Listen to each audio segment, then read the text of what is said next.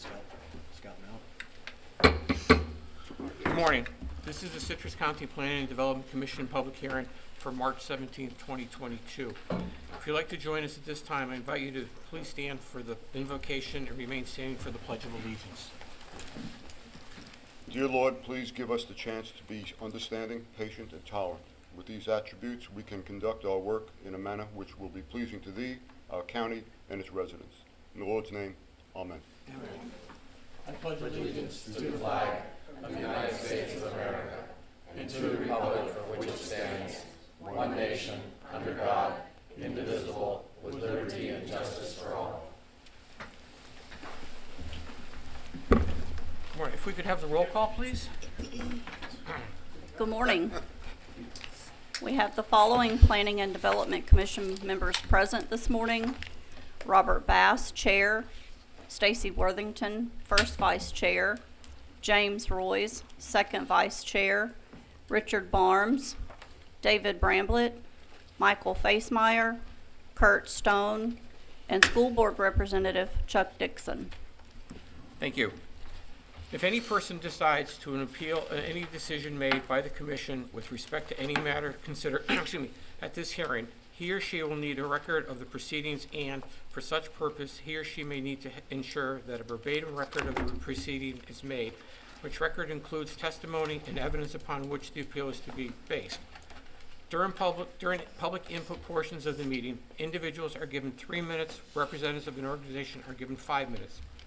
When anyone wishing to speak comes to the podium, please complete a yellow form to hand to the recording secretary. Please print your name, address, and the number of the application for which you are speaking on the form. The yellow forms can be found at the podium by the door. If representing an organization, a letter of authorization must accompany the speaker. Comments will be limited to the topic being heard. Please state your name, spell your last name, and give your address for the tape record. At this time, this is an opportunity for anyone to come forward and address the Commission on any issues that you may wish, with the exception of what's on the agenda that you'll have an opportunity for later. Okay. We have minutes to approve. Do we have a motion to approve? Mr. Chairman, I move that we approve the minutes of February 17th, 2022 as submitted. So what? Who second? I did. Thank you. We have a motion from Commissioner Facemeyer and a second from Commissioner Stone. All in favor, say aye. Aye. Any opposed? Motion carries. Staff announcements? No announcements at this time. Thank you. Thank you. Ex parte communications. Yes, good morning, Commissioners. With regard to V-21-19, do you have any ex parte communications to disclose? And we'll start with Commissioner Dixon. No, ma'am. Site visit.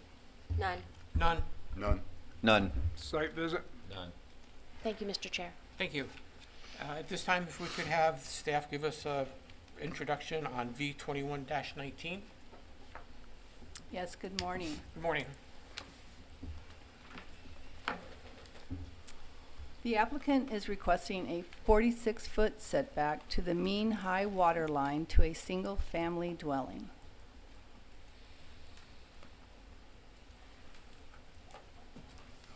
This is an aerial view of the property. This is the view of, didn't go? Excuse me.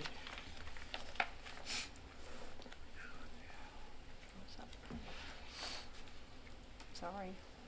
That's okay.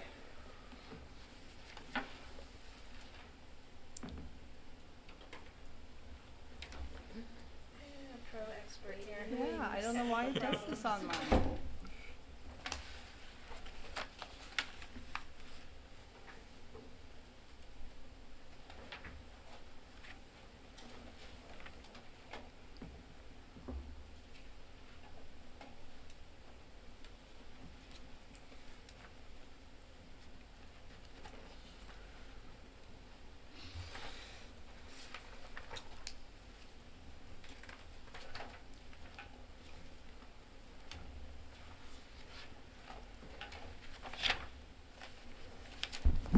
While he works on that, I guess I should have pointed out, you have a new face over here in the coordinator station. Liz Hoover has joined us as a coordinator, and she's learning, so Welcome. be morning. kind to her. This is her first hearing with y'all, so. Sorry, it doesn't like my flash drive. Thank you, sir. This is an aerial view of the property. This is the view of the subject property from South Price's Point. Looking north on South Price's Point. Looking south on South Price's Point. And this is the site plan as submitted by the applicant. Thank you. Thank you. The applicant could come forward and make their presentation.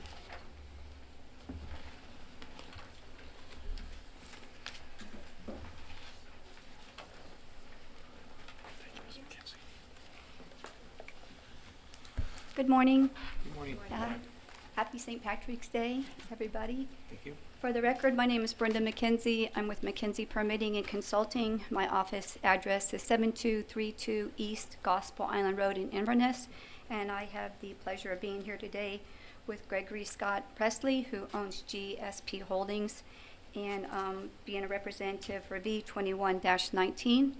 A little bit of history on it. When Mr. Presley first bought his property, he did his due diligence, came in, met with the county, made sure that the lot was buildable, got his setbacks from the water, everything that was required, and then started the process of designing his home.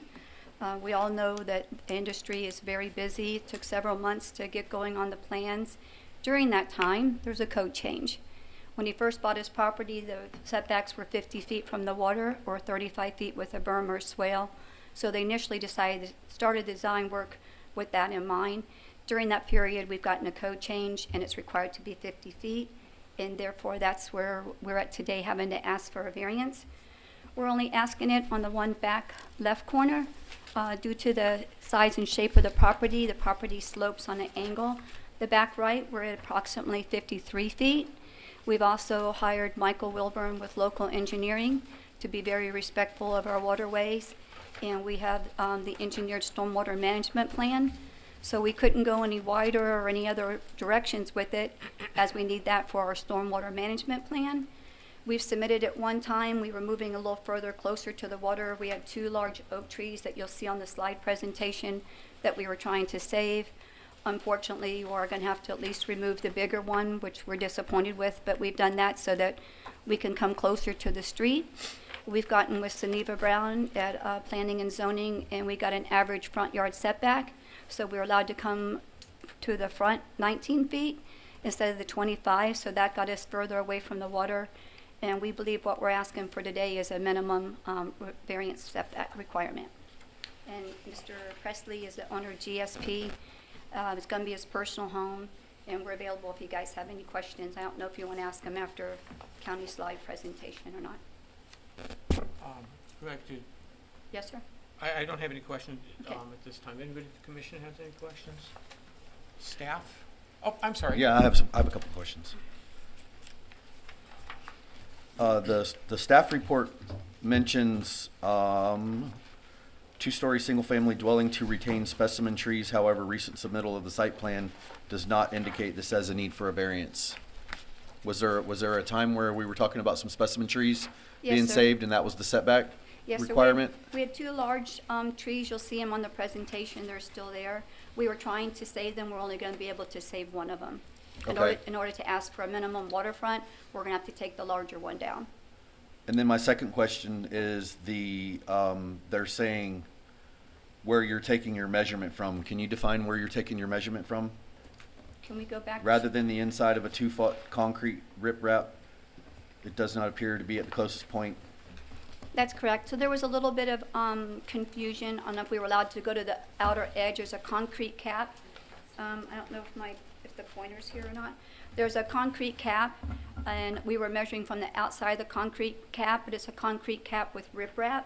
So therefore, we can't count that to the outer edge of the concrete because it isn't the solid seawall. So we did have some discussion that we may need to ask a few extra feet, and Amber will go over that when she does her presentation. But yes, sir, that's correct. Is that included in the 46 feet then, or are we talking 44 feet? Well, we're actually talking 44 feet should 44, work. okay. Mhm. Thank you.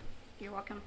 Any other questions? We also measured the two closest homes. Thank you, Ms. Couture. We also measured the two closest homes to the left and the right, and we will far exceed how close both of the most closest adjutting neighbors are. Thank you. Thank you. Any questions from staff? No, thank you, sir. Thank you. If we could have Right. staff, Thank you. yep, if we could have a staff presentation, please.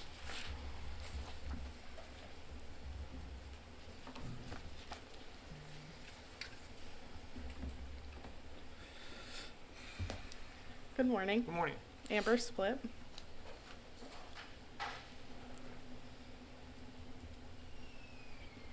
All right, so this is variance 2119, Brenda McKenzie for GSP Holdings. They're requesting a waterfront setback. The property is located in River Haven. It's highlighted there in blue. It's in a coastal high hazard area, and it's in a coastal A flood zone. Their original request was for a 46-foot waterfront setback. Staff calculated an approximate 41-foot waterfront setback, and that is because the site plan indicated that the measurement was originally taken from the outside of that 2-foot concrete cap, and it also does not appear to have been taken from the closest point of that cap to the proposed dwelling. And the site plan also shows that they have moved the dwelling forward into the right-of-way, which she had just explained that it was shown on the site plan at 44.7 feet, and the average for the neighborhood is 43 feet. This photo is taken from Price's Point looking towards the canal. And this one's from the canal looking to Price's Point, and those two large trees in the front are the two that Brenda had just commented on. The one to the left, I believe, is the one that they are removing on the newly submitted site plan.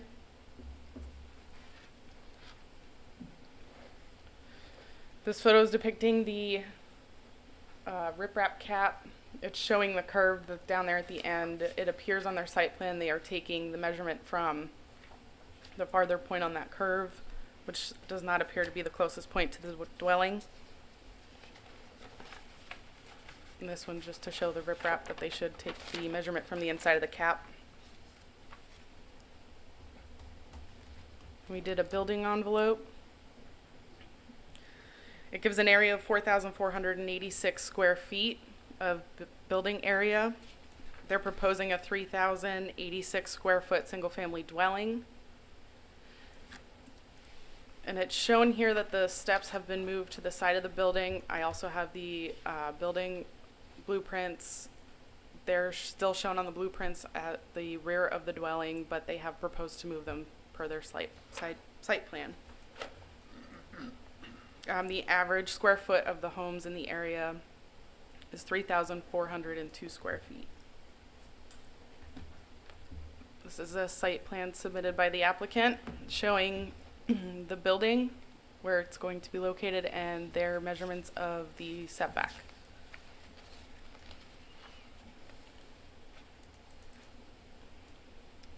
Their site plan showing the property to the north is at a 25-foot waterfront setback, and the property to the south is at a 34-foot waterfront setback. And the average for the 6 closest developed properties is 26.5 feet for a waterfront setback. And of those, 4 of the closest have had variances granted in the past, but they predate the current code. And the building footprint, as I described, the steps are still located at the rear of the dwelling. However, they have proposed to move them to the side. They could redesign to be able to fit within the building area to alleviate the need for a variance. So we do not see this as a minimum request, and not all findings of fact have been found positive findings. Thank you. Any questions from the commissioners? I have a question, Mr. Chair. Yes, sir. In this area, how many buildable waterfront lots are left? Do you know? If you don't know, you don't know. Don't know. Yeah, I didn't think so either. Thank you. Any other questions? can go back to the site plan.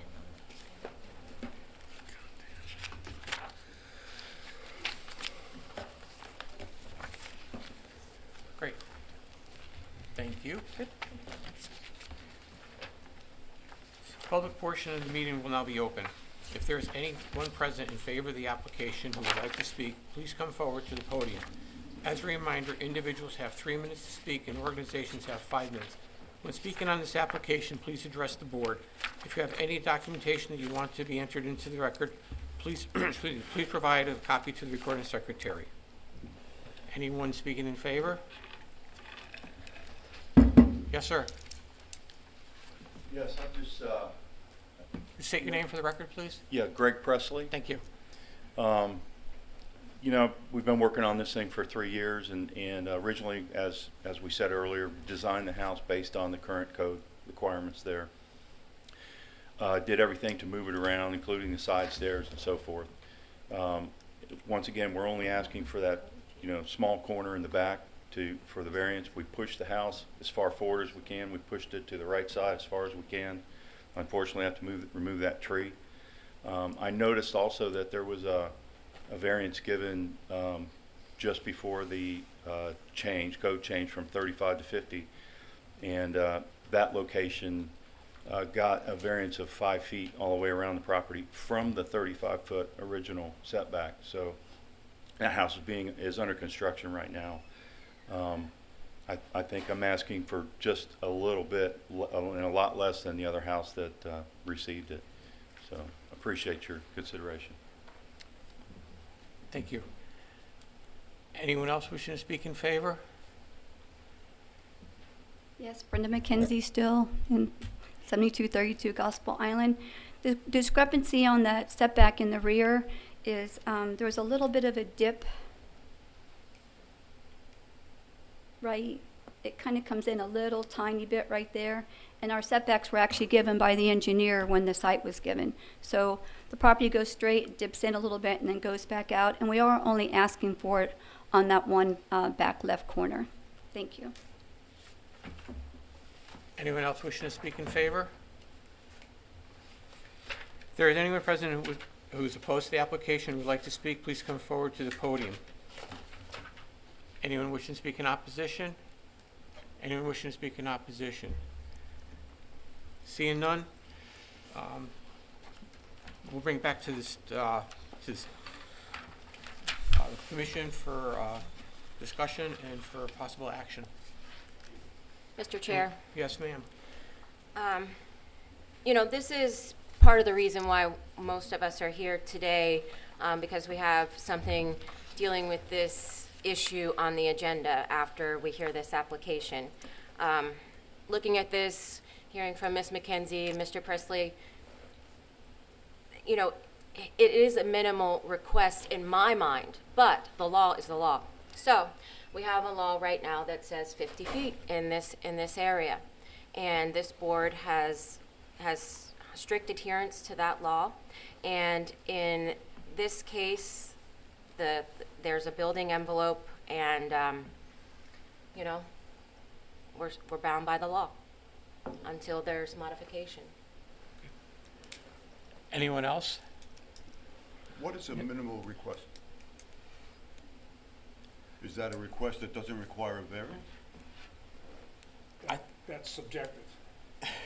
So what we're saying is we're making a decision on I don't know, is there a definition somewhere of minimum request? I hear this every time we have this issue. This is not a minimal request. I'm thinking that the only time it's minimal is if you don't need a variance. I think there's been times when the applicant has jockeyed his plans to try to fit within the available envelope as much as possible, and there's a slight amount still protruding into the clearance area. And I think, you know, we've had several of those, and I think that's the minimal request.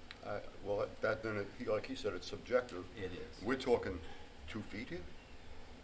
No, we're talking 6 feet. 6 feet? 6 feet.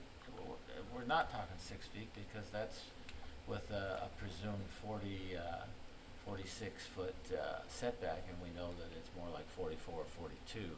is the clear distance to the toe of the riprap. But- So we're looking at somewhere around 8 feet of variance. But we're also looking at a brand new structure, okay? Right. There's nothing mitigating where a person already has a house there, he's trying to add on to it or trying to make it livable, things that we've seen numerous times before. You know, this is a person that's starting out with a completely clean slate, okay? And, you know, I'm sorry that the houses to either side have variances or have existing setbacks, but we're not here to enforce, regulations that were 20 years ago. We're here to do what's now. Now, as Ms. Worthington points out, later on in this agenda, we're going to be talking exactly about this. But for right now, if it stands as it is, I'll vote against it. But he may wish to have a continuance and do it after we submit it, after we have our discussion on the second item on the agenda today. Any other comments from the commissioners? I'll just echo what Ms. Worthington said. With a nearly 4,500 square foot building envelope, if we did have to grant a variance, I would prefer to grant a little bit more of a variance for the front setback from the right-of-way. We've done that in the past. And then I would also say a minimal request. Obviously, it is very subjective, but it's also one where 7 of the 8 findings of fact are not false. We've had variances where we have 1 or 2 or 3 of the findings that are either false or not true. And in my opinion, that's kind of the barometer that I use for what is and what isn't a minimal request.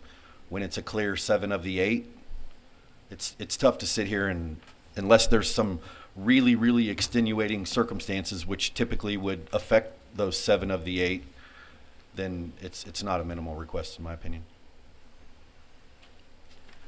Any other questions or comments? Mr. Chairman, I'd just like to echo the comments of the commissioners who spoke before me. I'd like very much to be able to vote in favor of this, but unfortunately, based on the current ordinances, we'd have to say, I'd have to vote no. However, I hope Ms. McKenzie has advised her client what the second item on the agenda is that could make the issue a non-issue. I have, and we discussed it to see how it was going to go today, and I'd like to have this continued for obvious reasons, seeing that this is something that's being discussed by the county.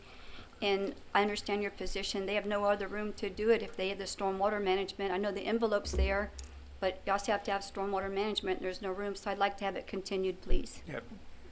Thank you. Mr. Motion. Chair. Oh, Second. you beat me. No, it's not up to us. Move it on. Yeah, it is. Second. Second. Okay, we have a motion on the floor made by Commissioner Bramblett Yes, sir. and second by Commissioner Worthington. All in favor, say aye. Aye. All opposed? Motion carries. All right. Next on the agenda, we have OA-22-01. If we could have the applicant come forward.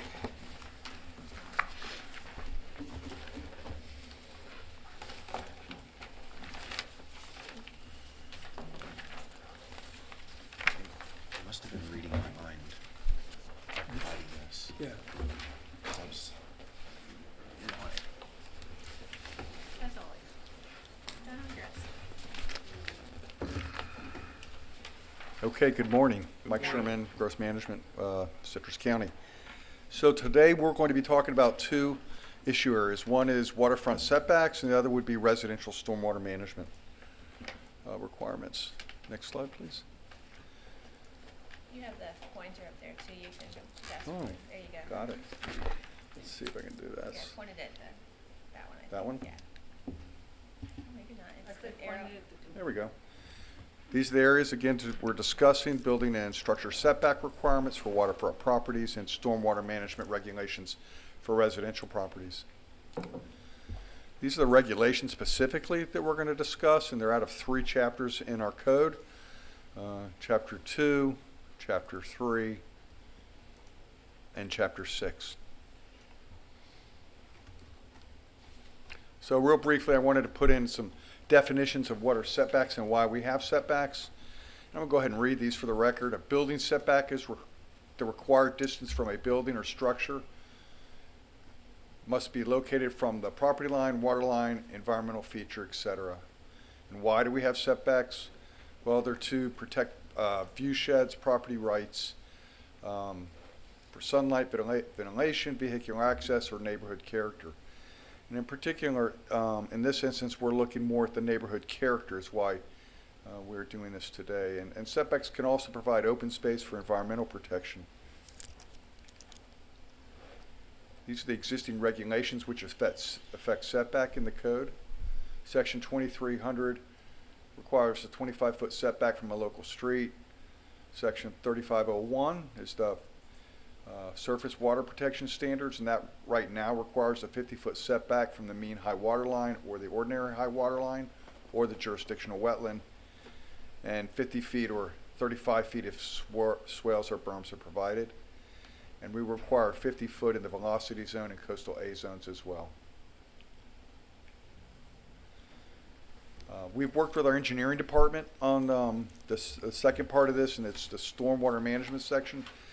And these are, brief definitions of what stormwater management is and why we do that. And one of the main reasons we have stormwater management requirements is to protect the environment, especially in this instance when we're talking about our waterfront properties. Okay, so I'm going to go through with the PowerPoint. I've tried to follow the ordinance, which is in your agenda.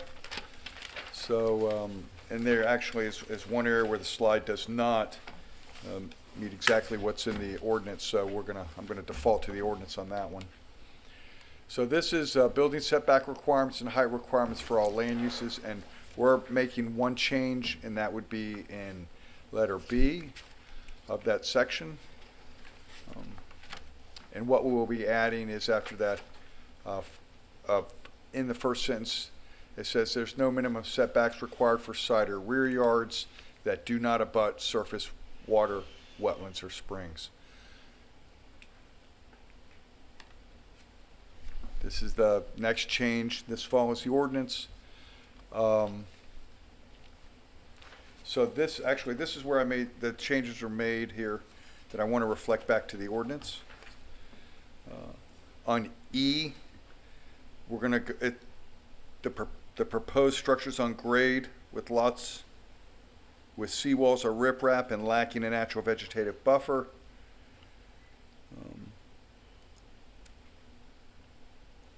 And we've taken out that are natural grade, such as slabs, decks, shall be set a minimum of 15 feet from the ordinary high water line, mean high water line, or jurisdictional line.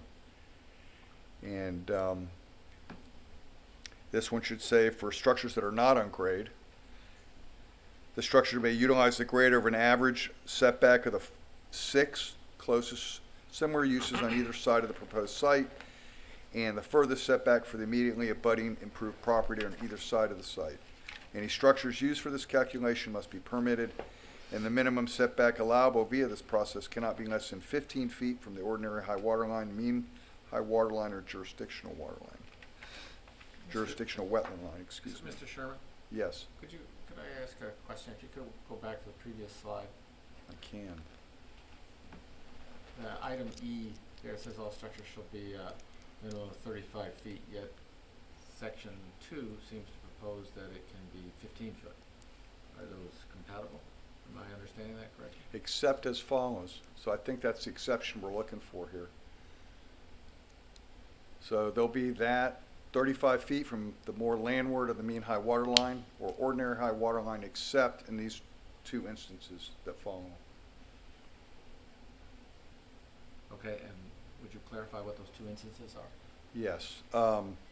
So the first one is for proposed structures on grade with lots and seawalls or riprap and lacking a natural vegetative buffer shall be set back a minimum of 15 feet from the ordinary high water line, mean high water line, or jurisdictional wetland.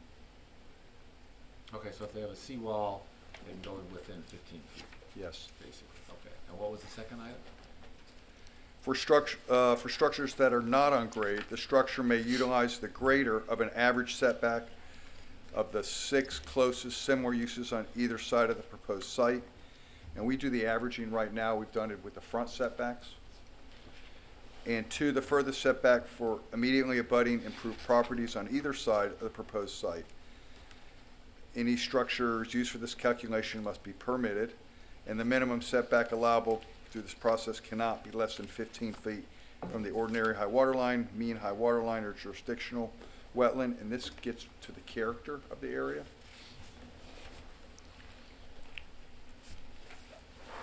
I think you're going backwards instead I? of forwards. Yes, sir. I am. Thank you. Mm-hmm. The next change is moved it from another section in the code to this section here. It says structures in the vicinity of springs, spring runs, and sinkholes open to the aquifer shall be set back a minimum of 100 feet from the ordinary high water line or the mean high water line. And when cannot accommodate a 100-foot setback, development shall follow an engineered design system that directs stormwater runoff away from the springs, spring runs, and sinkholes that are open to the aquifer, and locates the structures the maximum distance possible from the spring, spring run, and sinkhole open to the aquifer. And what we've done here is take out this whole section of surface water protection standards.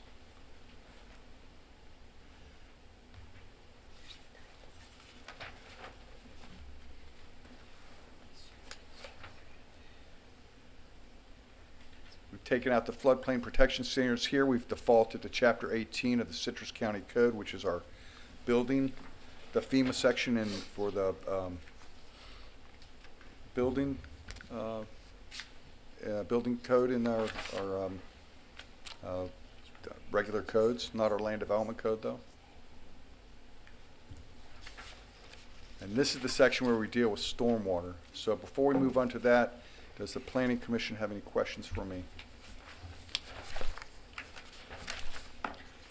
Yes. Thank you. Yes. Yes, on grade is not defined in the land development code. Are we going to define that term more? It probably would be good to add a couple definitions for clarity. Yes, ma'am. Also, did we get to the floodplain protection standards yet?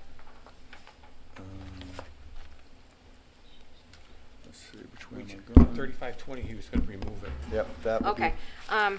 Yes, this removing item 3, the firm maps the county has a grading, and it impacts our flood insurance rates. Removing this item, will that have an overall impact on flood insurance rates for the county?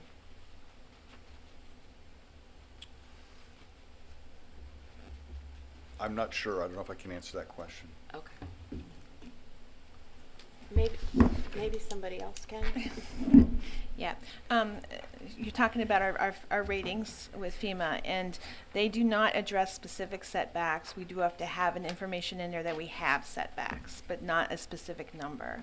Okay. So I think as long as we have setback criteria, we're not affecting that specific rating.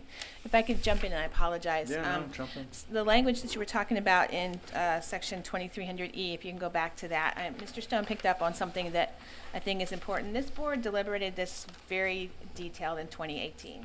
And what's proposed before you, go back a little bit more, please. I'm looking for that section E. Keep going. There you go. What he's picked up on, the strike through of that are on natural grades such as slabs and decks. I don't think that really should have been struck through. That was something that was proposed by this board. What this board determined at the time and sent forward to the commissioners was 35 feet, or if you're on natural grade without railings or anything like that and you have a slab, you can go 15 feet. And that was what the board came up with. Removing it now, agreed, it doesn't make a lot of sense as an exception. Board deliberated a lot about pools and pool enclosures. It was talked about at the time, and I'm not putting words in your mouth, but pools often want to have screens, especially on the water. So screen enclosures then present a problem. So that's why that highlighted area in yellow was there, is that's something that the board deliberated and decided to not move forward with. That was something that staff had originally proposed back then.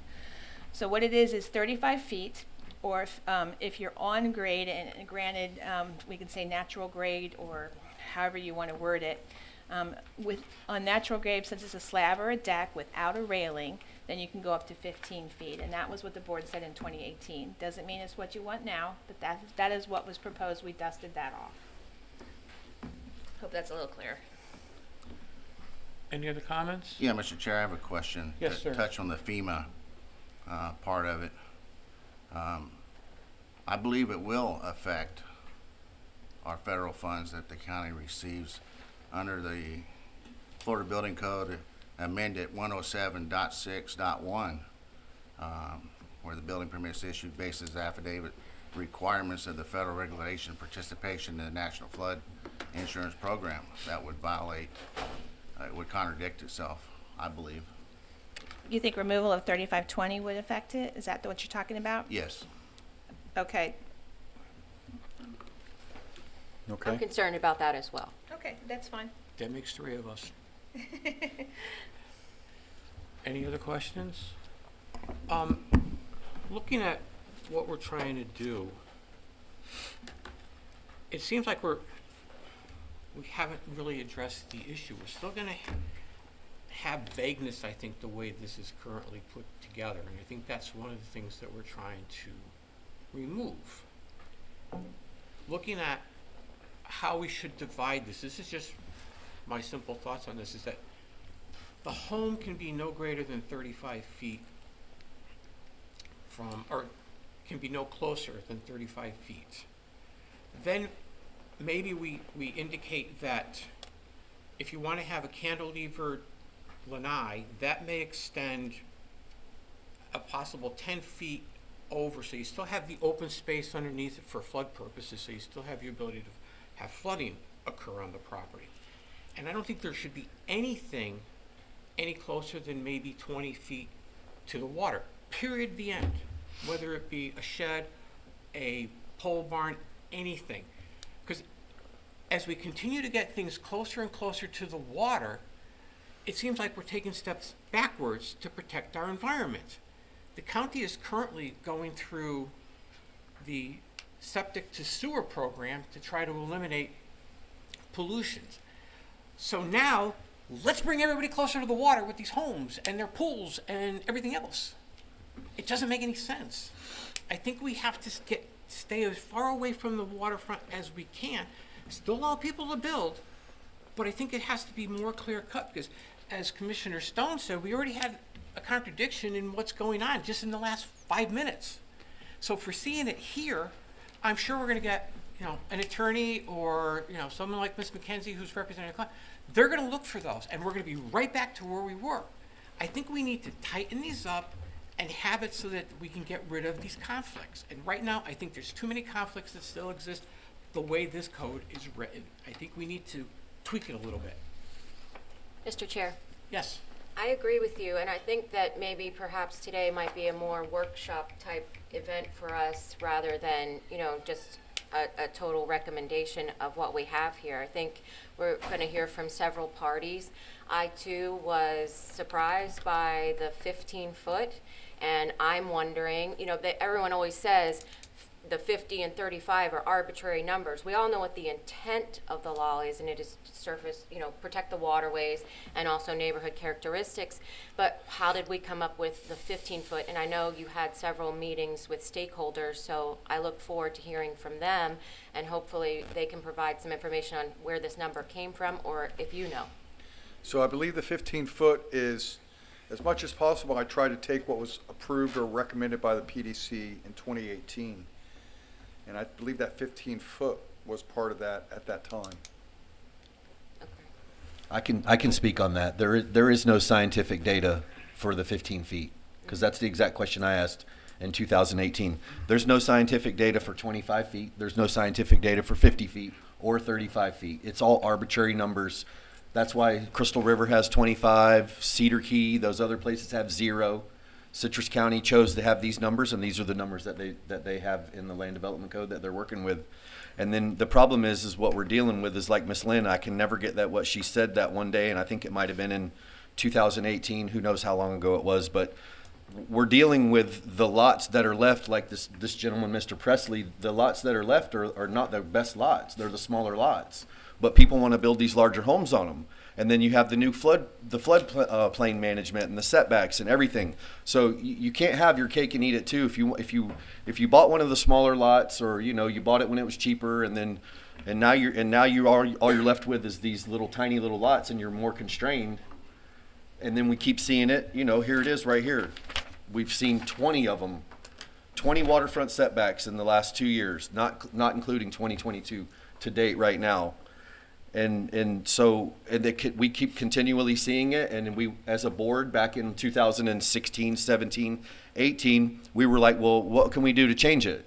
Why do we keep seeing these? Why do we keep denying them? Why do we keep having this argument? Because sometimes we'll sit here for like an hour and deliberate over a variance for a waterfront setback. And then we have experts like Mr. Zerwinski and Clark Stillwell come up that have a lot of knowledge on this county and tell us about the drainage retention and how to stop the stormwater and keep everything off. And it's just been this banter back and forth for a really, really, really long time. And the way that this is actually worded, Mr. Stone picked up on it. Like, this is confusing to me. Like, the proposed structures, 4 structures, on grade, natural vegetative buffer, when a lot of record cannot accommodate. Like, that's vague right there to me, because guess what's going to happen? Somebody's going to come and they're going to say, well, there's these 2 trees and my septic system needs to be right here. So this lot, even though I could fit it 150 feet, it's not going to accommodate. So I need a variance. You know what I mean? There's always going to be a lot of vagueness. We're never going to take it completely out of the system. That's just the way it is, because that's what people are paid to do, is find ways around what's in black and white. So what I think we need to do is just trying to do the best that we can do to work with what we have. And if we think that this isn't it, then let's work on it, because that's what we're supposed to do. I don't think a lot of this board was here in 2018 when a lot of this, which is the framework of where we're going with this, started. And I know that was long-winded. You were the only one. Right. You're the only one that has. That's why I just rambled on for like 5 minutes, because this has like been going on forever. But what you brought up a good point, though. We're bantering around, well, I think it should be 25. I think it should be 35. I think it should be 110. I mean, who are we? Really? I mean, we're just a bunch of lay people, right, that have had some experience and stuff. It should be coming, the recommendations for the county should be based upon, this is what Szerzinski says for wetland setbacks. This is what, FEMA says for insurance. This is what, drainage engineers say for runoff and stuff. I mean, this code should be compiled by people who have a scientific basis for the things that they're saying, okay? I mean, we're a bunch of amateurs up here saying, yeah, this fits in with the code. I mean, we can do that. The code is here, and you want to do this. It fits or it doesn't fit. But as far as determining what that code says, who are we to do that? Yes, Mr. I mean, that should come from the staff. Well, you're being asked to create the law. That's what you're being asked to do. You're being asked to create the law, and you should have an opportunity to rely on expert opinions on what that law should be. So right now you have your planning director who's telling you that this is what he believes is, in his opinion, the best idea. You also have engineers here.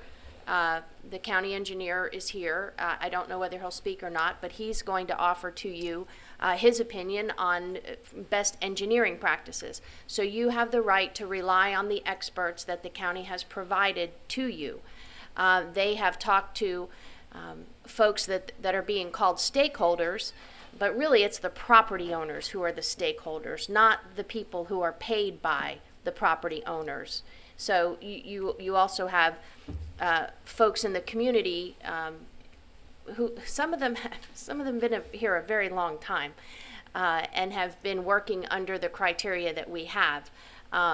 They got together and collectively they've come up with this, and you have to consider their backgrounds, where they're coming from, what their interests are, what their potential or biases or not biases are from. You got to meld all that together and make law.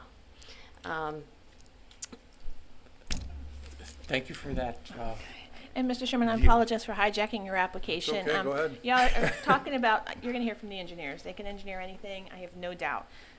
What you've got on your next screen, if you can scroll one more at the screen, is something that this board did and looked at community character, not this one either, I guess. I'm looking for 2300E again, but section 2. It's going the wrong way. Going the wrong way.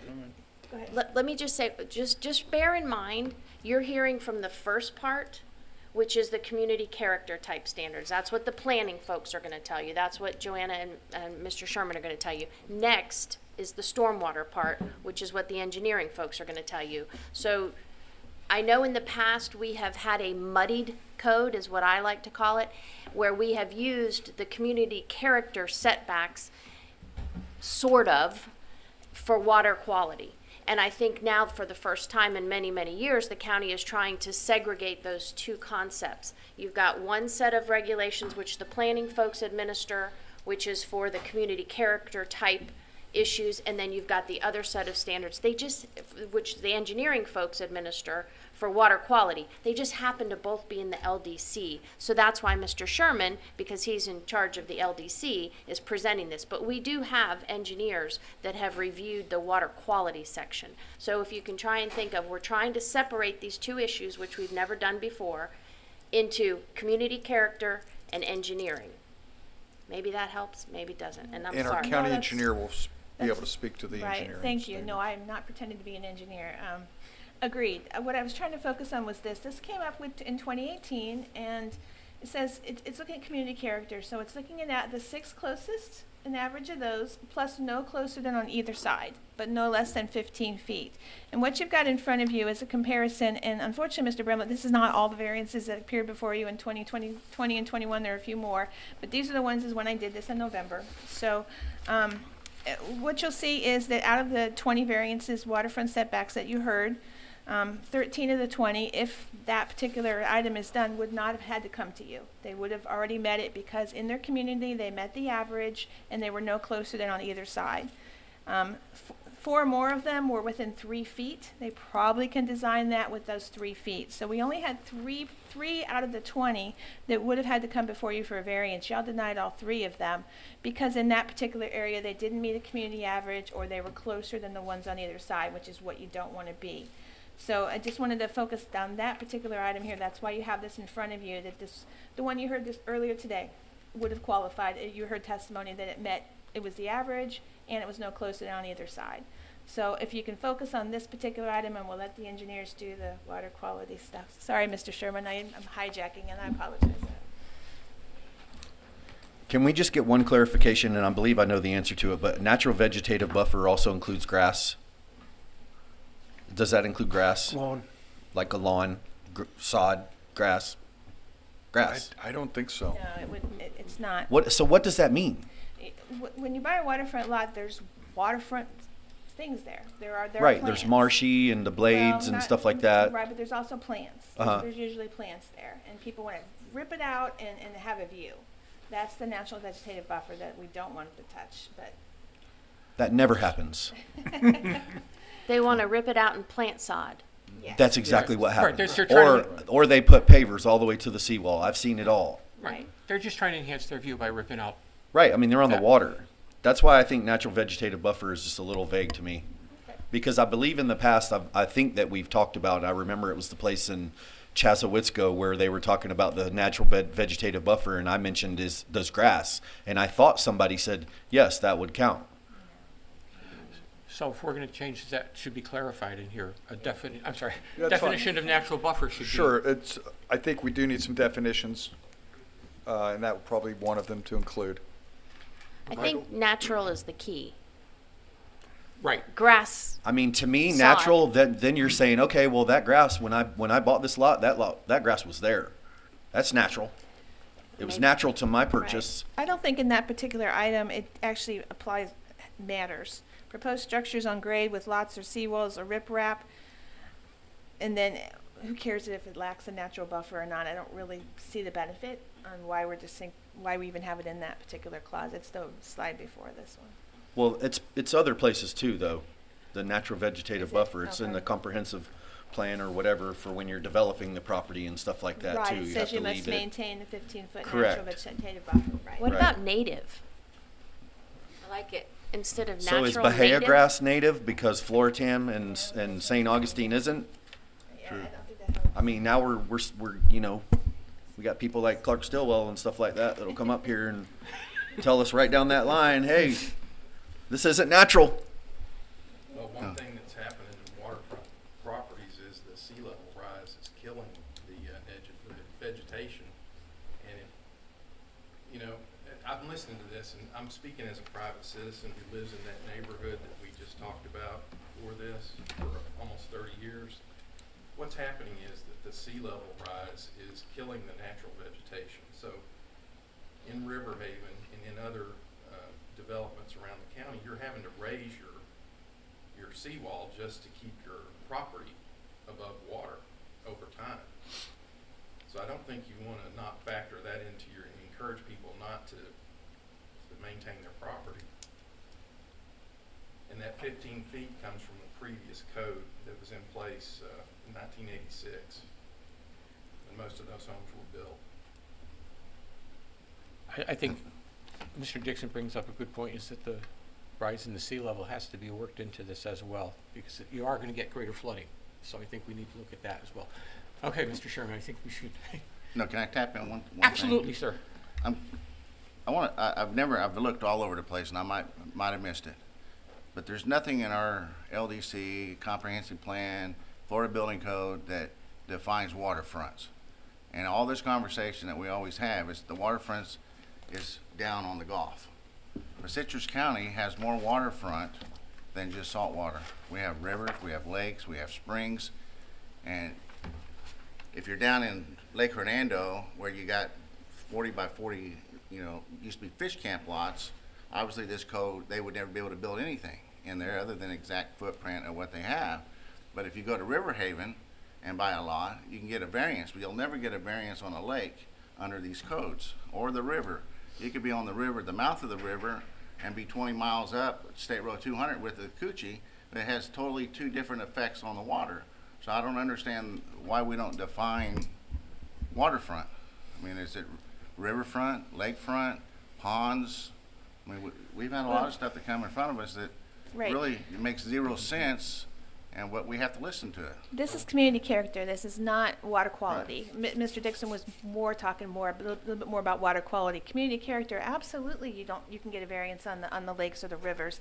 This is the average. If the community average is 20 feet and the people are close to you are 20 feet, you got 20 feet or whatever.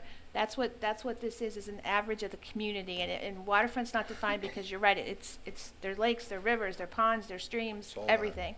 So this is trying to address everything. Water quality, whole different issue. That's what we're talking about with the sea level rise. Agreed. That's an issue. But community character, this would address it countywide.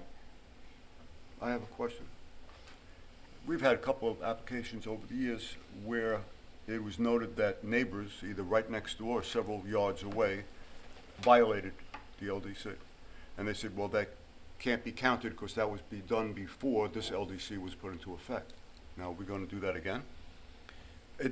I think the key word in here is permitted when you look at the average. So they've got to be permitted structures. Well, as I recall, some of these situations, they were permitted, but they were permitted before the Land Development Code was written in its current state.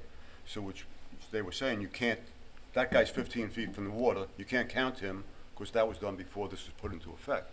So now we're going to go 6 on either side and use an average. Can we count them?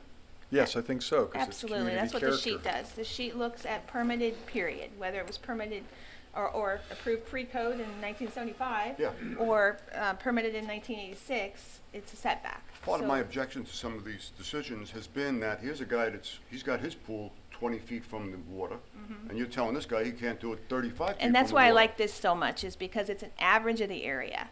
So if everybody in there was built in the 80s, but this one last lot, he's going to get the average of those 80s lots. As long as he's not closer As than long his as he's not neighbors. closer, right.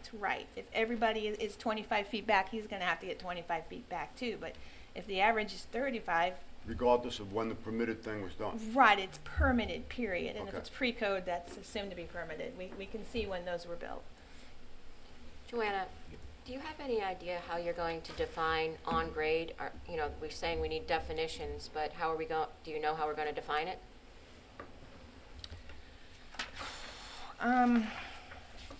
Yeah, good question. I have to think about that. That's why I like the idea of the workshop too. But in the CHHA area, we talk about finish grade when we do height measurements. On signs, we talk about natural grade. So if we define it, it would be for the purposes of this section, I think only. I don't want to do the rest of the code and kick in. It's whatever you think might be appropriate. Finished grade, natural grade. The idea with the 15-foot exception was somebody that's staying on low grade. Otherwise, you got to meet the average. So that's why there's a difference. You'll see the natural grade on the first one with the 15 feet, and the others are grade, which was you're not on the 15, you've got to come up. So now you need the community character average. But that natural grade is really assuming that there's a riprap or a seawall, which is not natural at all. Okay, but it's a developed lot ready for building. Whereas if you have just a lot that's just got natural shoreline and stuff, you're stuck with 35 foot. Okay. Well, if Or you're a that's- property owner, you're gonna come in and put in a seawall before you get a building permit, so you don't have to deal with that. Maybe you will and maybe you won't. I mean, some people aren't necessarily want a seawall in there. They like a natural shoreline.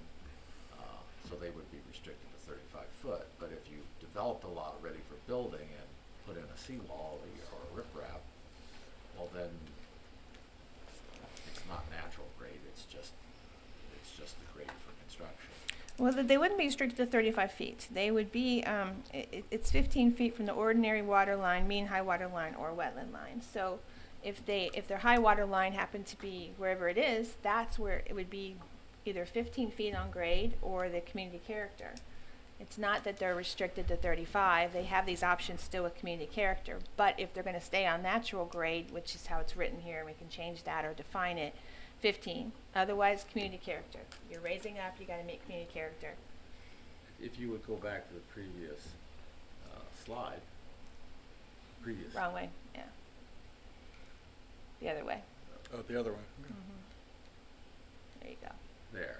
Item E, minimum of 35 feet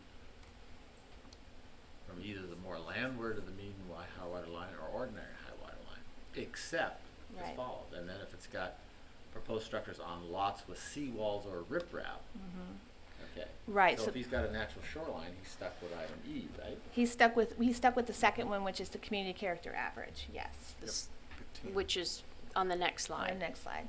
Whoop, went wrong way. Oh, I didn't see that as Yeah. controlling. Yeah, so this would be the second exception. If they can't meet the first one because they don't have and that's how it's worded, but riprap, then they can go to this one, which is the community character average. And in this case, it would be from their ordinary high or mean high, depending on where they are in the county. Joanna, I'm sorry. If I may. Absolutely. I think one of the things that's confusing in here is because when I was reading it, it said on item number 2, you know, it says "and" in there, like for structures that are not on grade, the structure utilizes the greater of 1 and average setback of the 6 closest lots, either side improved properties on either, you know, but it says "and" instead of "or." Is it "and" or? It should be "and" because your average might be 25 feet, but the guy next to you is 35. So that's a problem. It was talked about view. The idea was at the commission meeting at least, and at this meeting, is next to you. You don't want to block somebody's view down the water. So no closer than on either side, and the average in the area. So it was an "and." Okay, and then we received public input, and I'm sure Gaston will speak to this, but would what they're proposing solve the definition issue as far as saying instead proposed structures that are 16 inches or less above grade on lots with seawalls or riprap? It sells the on-grade item, but the rest of it, the no setback at all, is totally, totally different than what's being proposed. I don't know where the 16 comes from. There's probably something in the building code with that. Well, I think that what they'll speak to is probably that, decks and things oftentimes are built about 12 inches or so. So instead of saying on grade, which is, flat with the land, Right. saying, so up to 16 inches or less above grade on lots with seawalls or riprap is what they're saying. Okay, so you proposing to change, if you can go back one slide, Mr. Sturman, I'm so sorry. That way or the other way? Other way. You just guess and then go the other, no, okay, whatever. The exception number 1, the proposed structures, and instead of on grade, you would say 16 inches or less on grade, for the exception for the slabs and decks. Instead of natural grade, it would be 16 feet or 16 inches. 16 inches or less above natural grade, such as slabs and decks without railings, can have a 15-foot setback. Is that Because it's about community character, and so up to that amount of right? building, it wouldn't impact site. Okay. Just the environment. No drainage. Right. Engineering, we'll get there. I have one more question. Yes, sir. And this question was just brought up, I think Mr. Stone was talking about it with the seawall, because we've built some waterfront homes here, and there's no seawall, but it's permitted. And, it takes a really long time to get a seawall right now. So if it's a permitted seawall, are you going to be allowed to do the difference between, see what I mean? Like, because if you start the house, you're in a hurry to start the house, and there's only 2 or 3 seawall guys around town, and it takes you a year to get the seawall done, but you're in the middle of building the house, but it's permitted. So which Right. number are we going to use? Yeah, I really wouldn't want to say coming soon and allow that. That's a problem. So then you're really stuck to getting the seawall done. Right, unless you want to take out the language that says seawalls are riprap, and then lacking the buffer on number 2. That was there because of impact to the shoreline, at least in 2018. I think that's a really restrictive function Okay. of trying to build a home in today's climate. Something I don't like that. I don't like that in there.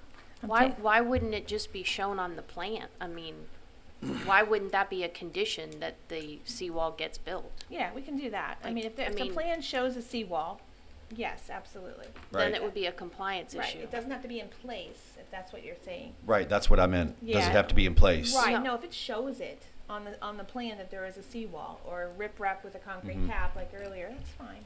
I Okay. would meet that. Okay, that was my question, Just and you not said a no. someday we may do one, that's Right. not. Yeah, okay. Anything else at this point? We just have to ensure compliance, which is We're really good at which that. is another issue. Would you like to advance, Mr. Chairman? I think we've beaten community character there. The other way. Stop. You're fresh. Don't you point it that way? Didn't seem to work that way either. You want me to drive? No problem. Yeah, drive, just move it down, please. Where do you want me to go? 3520? Yeah.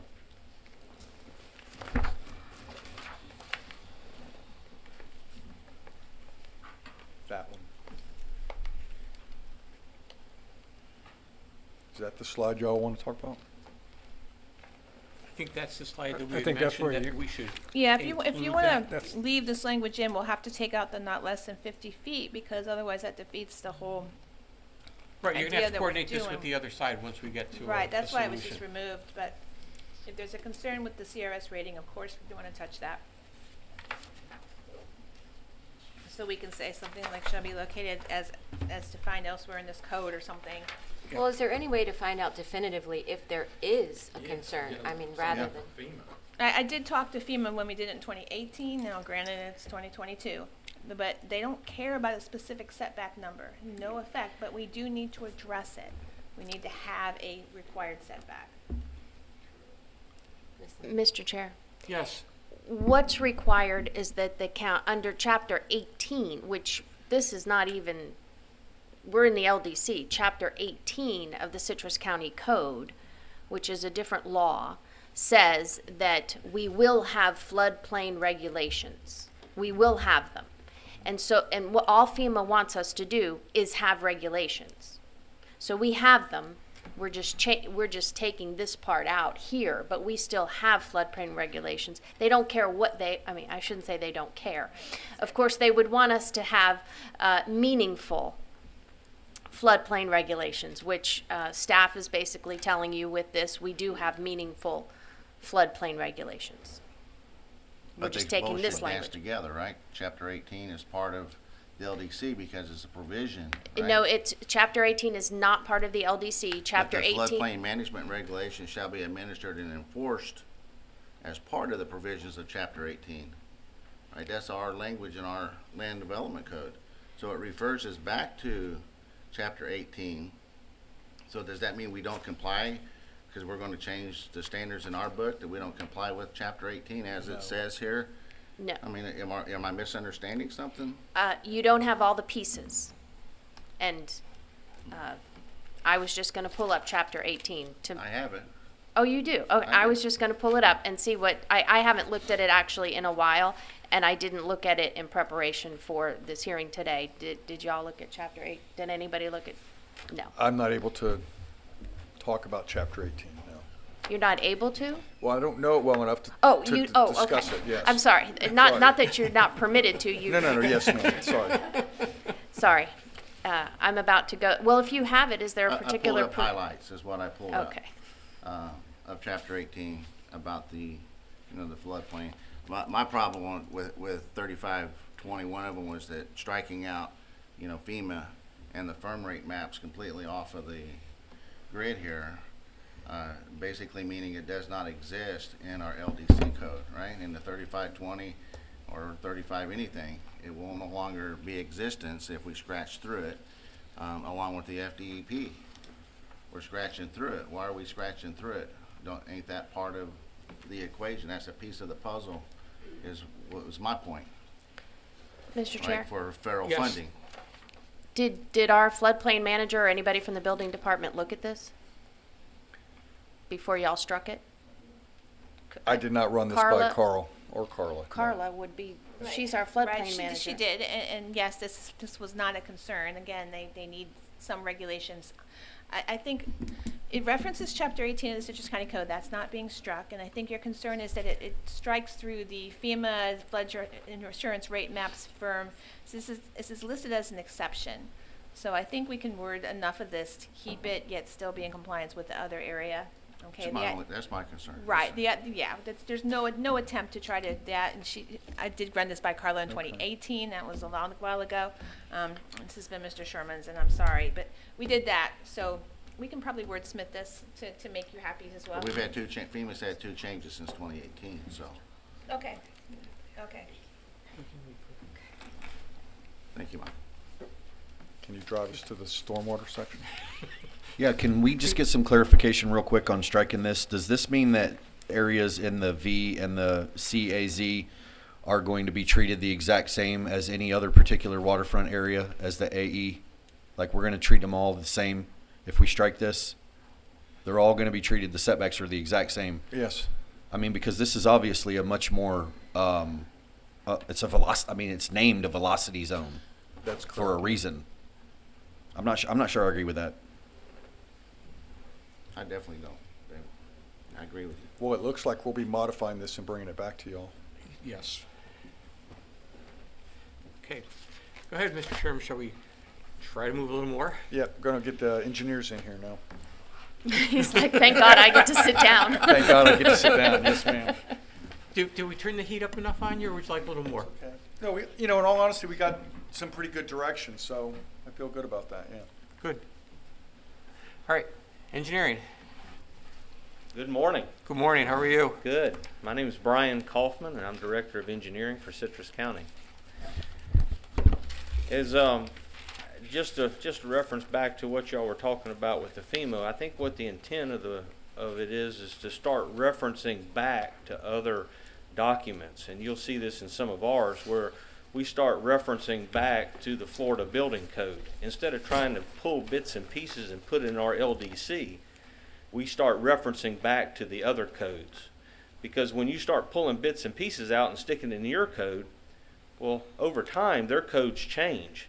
But unless you're cognizant of it and bring it back into the LDC, you know, that's where you can come into problems. So a lot of times what we do is, when I worked at the Water Management District, I was with them for 20 years. What you try to do is reference other material. Instead of pulling bits and pieces and putting in yours, you just reference theirs, especially like the building code.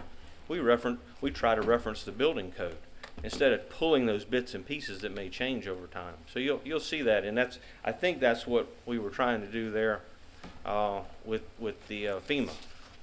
Reference back to 18, which references back to the FEMA regulations. We've talked a little bit about, or a lot about, trying to separate setbacks and water quality. And the setbacks, looking at it from the view shed of the people. And I appreciate a lot of Denise's and Joanna's comments on that. That really helped. I think helped everybody understand that what we're looking at as far as view shed. You don't want to. You got an older home, and a bunch of older homes, and now you got a new home, and they can't see because they're not up there with everybody else. So now we're going to talk about stormwater and how is that affected by the setback. Now, if you think about it, what's better, to have a bunch of area that runs off straight to the water, whether it be driveways or rooftops or whatever, or do we try to hold that water back? So to me, the distance isn't as important as the slope of the land and what I'm trying to send to that water body. But let's kind of walk through what some of the changes that we're talking about making here. In 6420, which is our stormwater section, we're looking at the finished floor elevations shall be at a minimum of 12 inches above the highest point of the adjacent roadway or as approved by the finished floor elevation waiver. We're asking to take that section out of a separate waiver is not required for the residential properties meeting any of the requirements of section 64-110. And the reason why we're taking this out is it's one of those spots where all of a sudden you keep bouncing back and forth. You'll go to 64-110, it'll reference you back to this one, and you just sit there and jump back and forth. So it really doesn't change a lot, but it keeps you from being shoved back and forth and not really having an answer. Number 2, FEMA 100-year flood.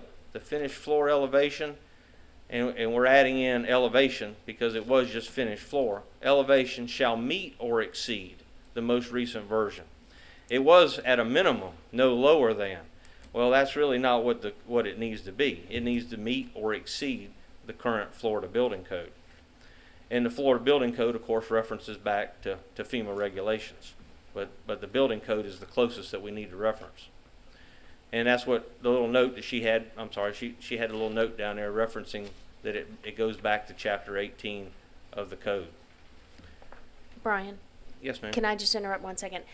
That change really has nothing to do with that was something that you wanted to see change, that you were continually Correct. having issues. So, board members, that's kind of like an extra thing that was added that really isn't dealing with waterfront setbacks in terms of water quality or community character. That was just a cleanup of the code, I think. Yes, very, very good point, Miss Denise. I didn't want you guys to get... It's confusing enough as it is, and I appreciate you bringing that up. This was something that we saw where we have a problem that we really need to change because it needs to meet or exceed the building code, not be a minimum no lower than. So that's a little glitch, Bill, if you will. Yeah. I like cleaning stuff up. Yeah, we needed to clean that up. So, okay, now let's get to water quality. Okay, thank you. The tough part. All right. For lots meeting the requirements of 6410, waterfront lots and lots in the B and A zones. Now, try to stay with me on this. So this requirement was for waterfront lots and for lots in a V and A zone. So in other words, you would have to hire an engineer. If I'm up there in Crystal Manor, for instance, and I'm in an A zone, I'm in an A zone, I'm going to have to hire an engineer to put in a little stormwater retention area on my lot in Crystal Manor. Well, for what purpose? If you're on the waterfront, I can see putting in a little stormwater retention area or something to help improve the water quality, because you're probably going to be discharging to some water. Just because you're in an A zone doesn't mean you're going to discharge to water. You're not on the water. You're stuck up there in many places in this county, and Crystal Manor is one of them that's in an A zone. So the property owner is having to hire an engineer, having to do a stormwater plan, and having to build this little retention area around their house for water quality, but they're not discharging to any water body. So it really is. I've been with the county now for 2 years, and when I came and we started working through some of this, I'm going, I don't see any purpose in that. And I talked with the engineers that do it, and the local engineers, and they said, you know, we're happy to do it. We make money on it, but we don't see any purpose in it either. And in fact, we don't have a problem with you pulling it out because we don't see a purpose.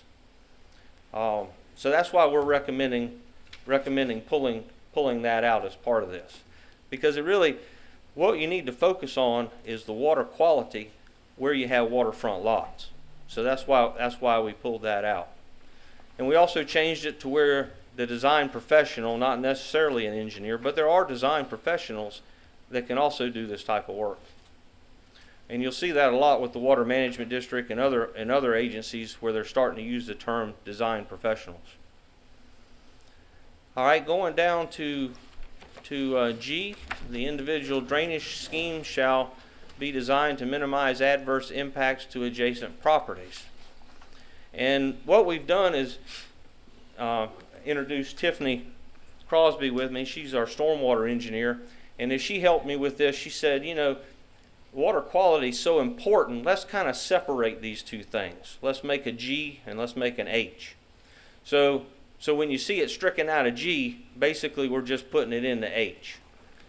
And so H says store on site the first ½ inch of rainfall and 3/4 of an inch if it's in an outstanding Florida waterway. Now, that's exactly the same as what was in G, so we still think that that's a good measurement to use. But we did add one little piece in there, and when we moved it down, is or an equivalent best management practice. That's the part that we added in there. And we did that was so the design professional can start to look at other options besides a swale and berm. Because in our code now, that's all they have the ability to use is a swale and berm.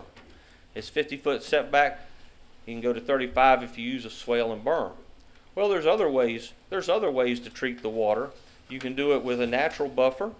You can do it with rain gardens. You can do it with underground systems.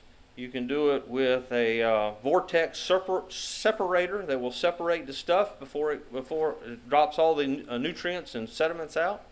So there's a lot of tools in the toolbox. The University of Central Florida has a computer program that you can use, and you can run different scenarios to see how much nutrients are going to come out of the water. And so and several of the local engineers are familiar with that. And we said we would accept that. So basically what you would do is you would take your lot that you have and you would treat it, run it through that program like it's a swale and berm, so you know what the nutrient removal must be, because that's our standard. Then you would turn around and say, okay, I want to try these other variables. And maybe that's more cost effective for you. Or maybe it costs more, but yet it fits within your design. So that's probably the most important part of this whole presentation is we're giving the design professionals more tools in their toolbox. They can use whatever best management practices they can demonstrate and prove are effective. Then number But it always gets back to, well, how do you know that it's going to stay in place? Because even today, you can build swale and berm, but the county doesn't have a mechanism for going back and checking, is that swale and berm stay in place? We know a lot of them probably don't. People eventually re-landscape their yard and change things, so in a lot of cases, we don't know if they're still there or not. But this particular code change will require that a recordable affidavit is recorded explaining the best management practices that were put in place on that lot. So when somebody else buys the lot, they know there's some kind of best management practice that must be maintained on that lot. And we're also saying that an inspection of the BMP will be done by the design professional every 5 years and submitted to the county, so we know that it stays in place, which is far better than what we have today. Any questions on that? I have an issue with the 5 years. I think that's too long of a time frame, because I think people just continue to fill them in, as you alluded to earlier. People are filling in their berm and swales and they're not caring. I think we need to shorten that period to maybe 2 or 3 years. Yes, it's a cost that's associated to the homeowner, but if we're going to do this, then I think we need to make sure that we stay on top of it, and I think 5 years is not going to allow us to stay on top of it. So I hope that you would go back and discuss it with your staff and bring back a 2 or 3 year plan versus a 5 year plan. Okay. I think the same, I thought the exact same thing. The current for the Southwest Florida Water Management District, they're on 5 years. So a commercial operation every 5 years, every retention pond that you see in the county, even the county has to do it. We have to submit reports every 5 years from a design professional. I have to sign and seal for the county, right, saying that it's in place and functioning as designed. So that's kind of why we followed that 5 years. Right, but I think that there's less likelihood that the county would fill in a detention basin versus a resident who might just regrade his yard and replant, as you had alluded to earlier.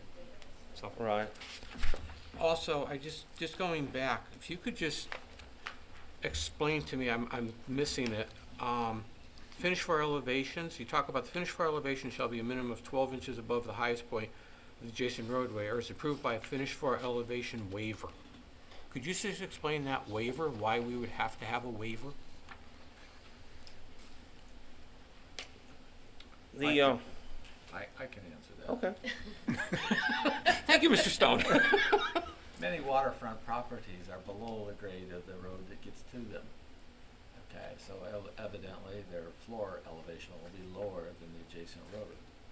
So what the county has is they have to have a waiver that even though their floor elevation is below the level of the road, this will not cause any runoff or drainage problems for the structure. Okay. The road structure or the structure? The structure, you know, how it reads is house floor elevation has to be, you know, above the road. But if you have a waterfront property that slopes down to the road, your house may be way down here. Road may be 5-10 feet above your finished grade elevation.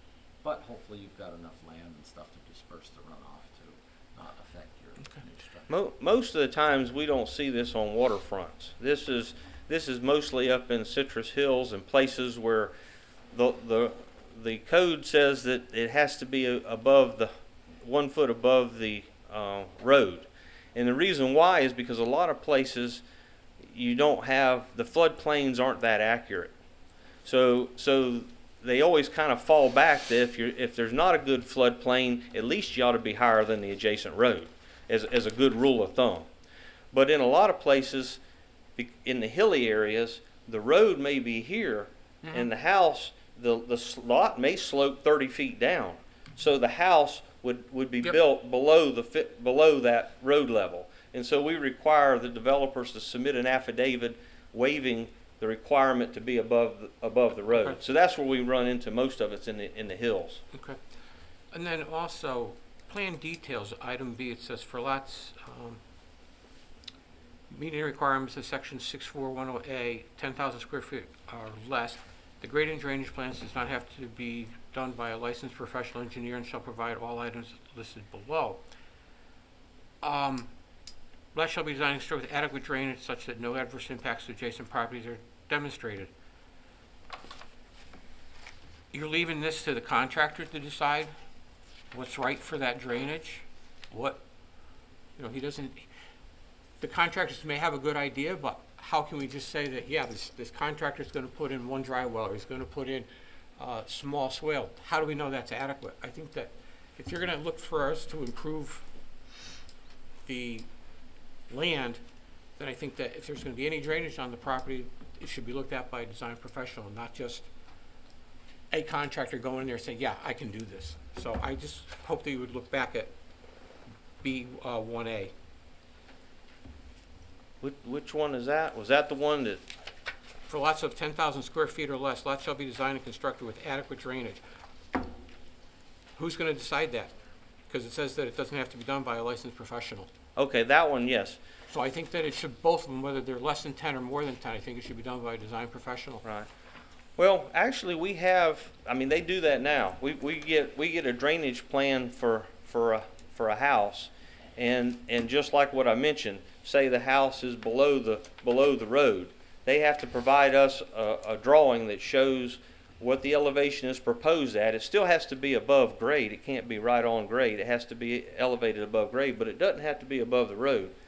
And they do a pretty good job of drawing in swales, because if you can imagine, you got the roadside swale taking the water off the road, but then they have to maintain that, because they don't want all that coming right down the driveway right into the house. Now, we do have a few that don't do a good job from time to time, but I'm talking one or two in a year. But they do a pretty good job by and large, because these builders build a lot of houses, and they are pretty good at putting these swales and berms around the houses to protect the houses. So I understand your point, but to have an engineer every single lot grade, I think is going to probably be excessive. I will disagree with you professionally. I understand. Yes, sir. Can you explain what a design professional is? It has to be licensed. What kind of license does the design specialist get? Well, anybody that has a license by the state of Florida and can show competency in what they're doing. Just like an engineer, whether you're a civil engineer or ag bio engineer or mechanical engineer, we can practice whatever engineering practice we can show competency in. So if the design professional, let's say a landscape architect is a design professional, they have a license and a seal from the state of Florida. If they can show competency in that and show the calculations, then we would accept it. But you would accept it from a general contractor who's the GC for the job to be the design professional? No, normally a contractor is not a design professional. So we're back to engineers and architects, right? That's the only two that I can come up with. Geologist. But we're still talking the same amount of money as far Correct. as the homeowner has to pay for an engineer. But so why don't we just leave the engineering in there? I think, well, because there are landscape architects who could do it, and they don't typically charge quite as much as an engineer. So it does give you an op. Now the landscape architect, what I would be looking for is normally somebody who's doing a lot of water gardens, native plants, and who understands that sometimes better than the engineer. And so I would be expecting to see stuff from them related to that. I don't normally expect to see a tremendous amount of calculations from them, but they could learn that, But that's important, right? The calculations. It depends on what they're doing. Right. Yeah, depends on what they're But we doing. got an open blanket here, right? But somebody It's somebody that understands the University of Central Florida's models and can understand that, then yeah, if they're an licensed architect, a landscape architect. So it just gives it. Like I said, you can have a geologist. I've met many geologists over my career at the Water Management District who can do very similar things or identical things to the engineers. I just think the engineers are, this is what they do, or part of what they do. Mm-hmm. I think the engineering probably should still have a handle on it. As a design professional coming into the Citrus County Building Department, with all the plans, does that mean your department is going to sit back and look at every design professional that comes in to make sure they qualify? We look at every Or design we- professional's work now, and so if we don't think they do a good job, we kick it back to them. Great. So that's what we would be doing. I wouldn't be critiquing the individual. I'd be Right. critiquing the work. Mr. Chair, Yes. maybe we can put a definition in of who a design professional is. Like if I'm a homeowner and I'm getting ready to develop a piece of property, I need to know who I need to go hire. Like I'm not gonna, maybe we should put a definition of We can. Make- I think engineers are great. I think they're the smartest people around. I mean, because I am one. But I try not to, I guess, be a prude about other professions. And so over time at the district and places, we've changed this term to design professional. So I thought we may want to do that here. But if the board feels more comfortable with engineers, I'm certainly fine with that. I would personally prefer that it maintains a professional engineer licensed by the state of Florida. Okay. Mr. Chair, Yes. I do not agree. Why am I not surprised?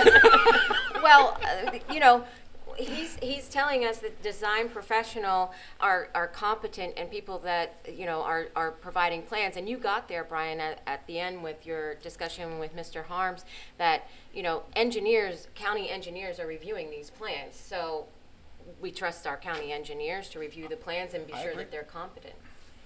I agree, but a landscape architect has different qualities and qualifications than a civil engineer who may have a background in water. And I think that when we're looking at controlling the water, which controls the environment, I think we should have that design professional looking at it and not a landscape architect. Or no offense meant against your geological friends, but a geologist is slightly different than a professional engineer, which is slightly different than a landscape architect, which is just different than a mechanical engineer. So I think you want to keep it in that realm of the civil engineer who has been trained in that area versus a landscape architect. Landscape architect does a great job, with the plantings and, the grading, but I think it's final, the design of that. Mr. Chair, Yes. may I make a suggestion that Yes. we piggyback on Ms. Lynn's recommendation that we cite professionals who would be acceptable, but also put in there a comment or a general phrase that would address Commissioner Worthington's concern, and it would be anyone that has professional expertise that is acceptable to the county engineering department, something like that. All right. So there, Everybody you can know, hire a lawyer, too. Ms. Lynn where doesn't does it claim to be stop? an engineer, though. Oh, no, I'm not. No, but we do would not claim. we would accept your opinion, though. Well, thank you.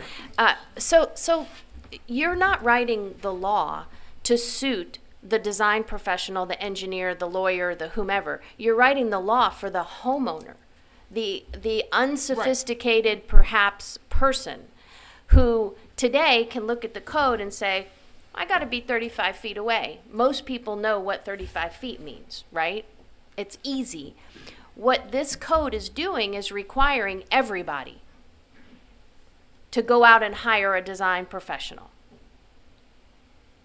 That's what you're that's what you're going to require. So today, if I'm little Miss Homeowner or Mr. Homeowner, I can go out and I can say, well, I might not, maybe I could get closer than 35 feet if I go hire this person and they engineer this, and because engineers can do anything. They can make water flow uphill, I've been told.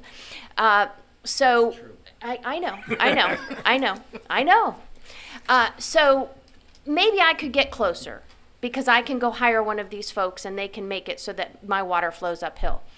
But I don't want to spend that money. I just want to go 35 feet and I want to put a little berm. They don't have to go hire one of these folks. And trust me, I want everybody to make a living. I appreciate that professionals get paid for what they do. But just know that in your mind. That's what you're going to require. Today, Mr. and Mrs. Homeowner can go do it and keep their thing 35 feet away. Or if you guys do this, they're going to have to hire one of these design professionals. So if they're going to hire one of these professionals, we should tell them what type of professional they need to hire. In the code, define it, put a definition of design. Right. Yep. If the end product is reviewed by the county for completeness and compliance, Who cares who did it? You're putting the burden- You're putting the They're gonna burden put on their the seal on it. county. On the county. Well, right, They go it's, through all of them anyway. No, but he just said that if he doesn't like it, he's kicking it back. Exactly. So who is he to tell me, the homeowner? He's an engineer, he that can make water go uphill. Right, but if I have Mike Wilburn, and I think Mike Wilburn does a great job, and I want to hire Mike Wilburn, why does the county engineer get to say that Mike Wilburn was wrong? What I'm saying is that if you are the homeowner and you're really good at doing drawings, and you know what 35 feet is, he should be able to say, you're right. And you don't need to go hire Mike Wilburn. Oh. No offense, Mike. No, but I wouldn't be able to do that anymore.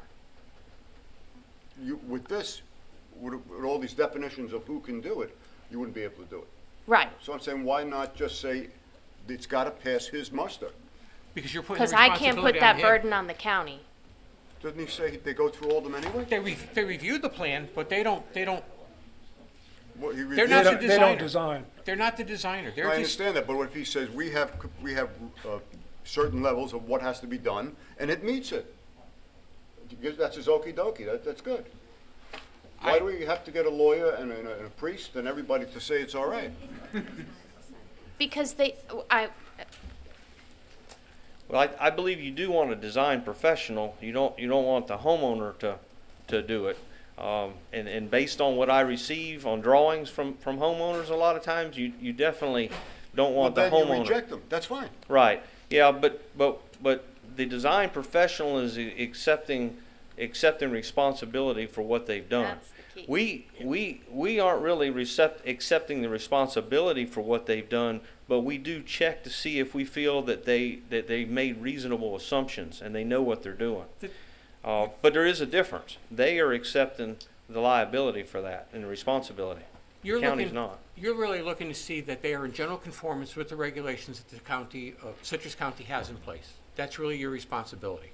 Yes. Correct? And using general engineering practices, right. When I was the Director of Public Works back in Connecticut, that was my staff's responsibility, to make sure that it was in general conformance to the standards that are in place. Correct. If you were to put it in, you're now making his staff do work that they should not be doing.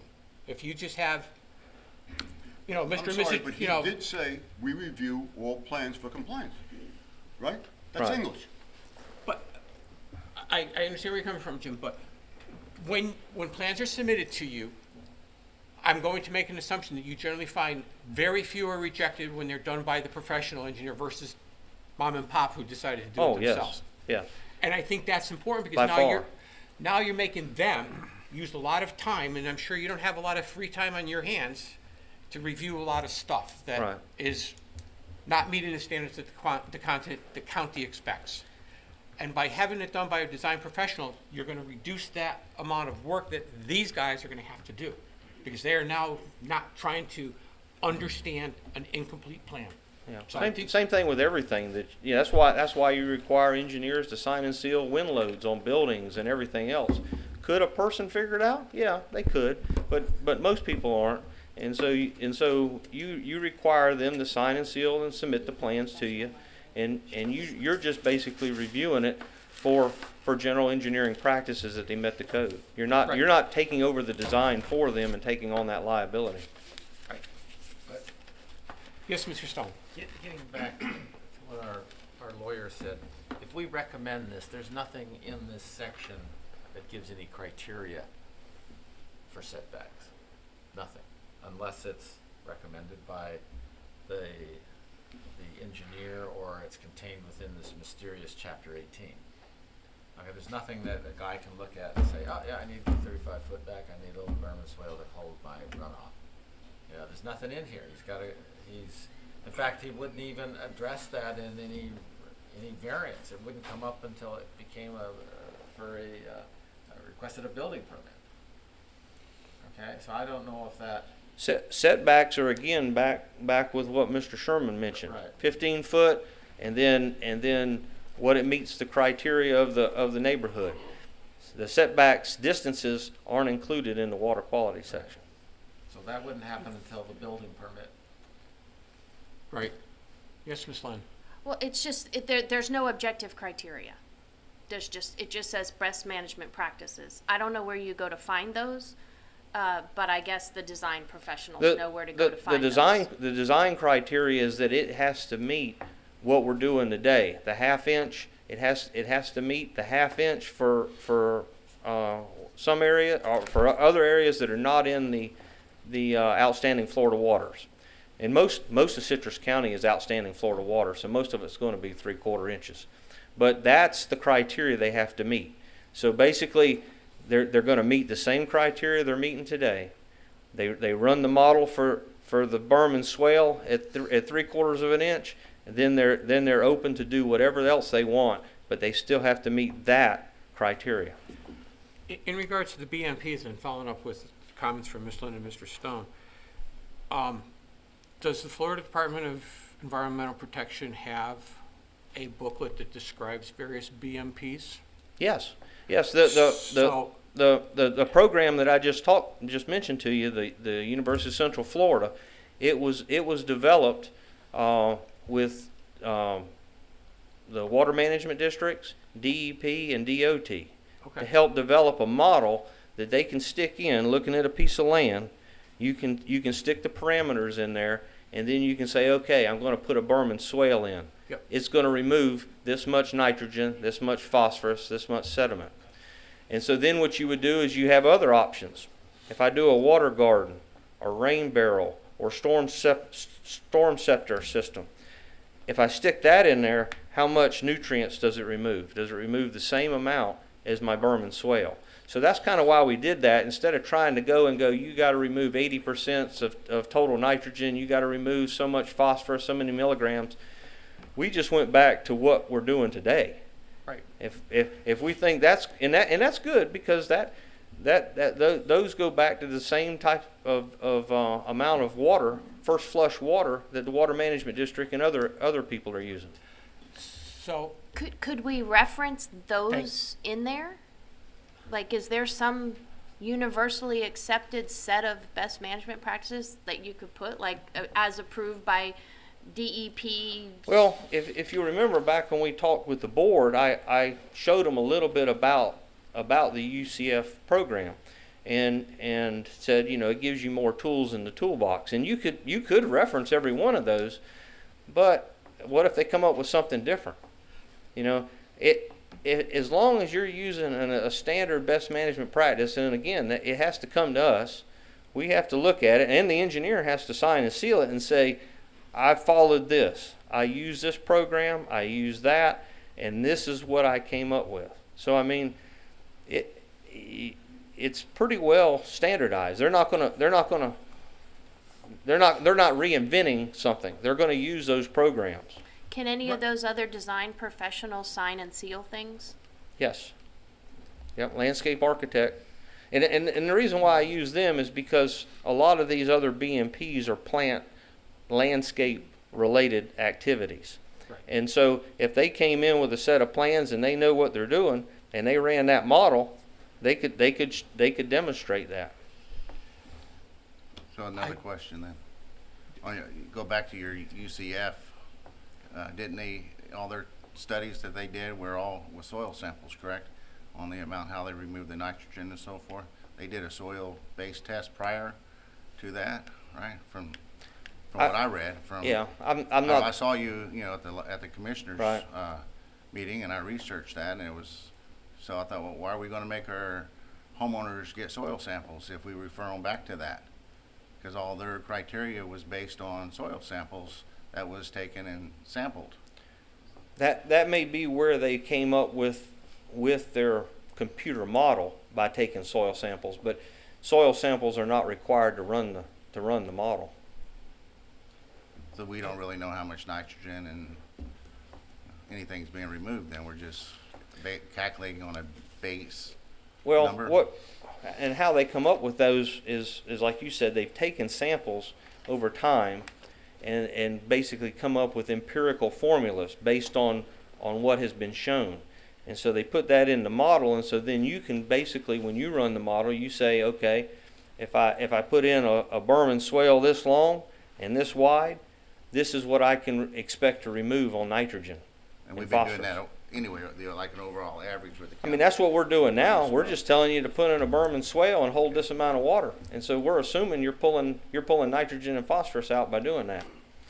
But on the other side, you're doing that on a fertilized lawn.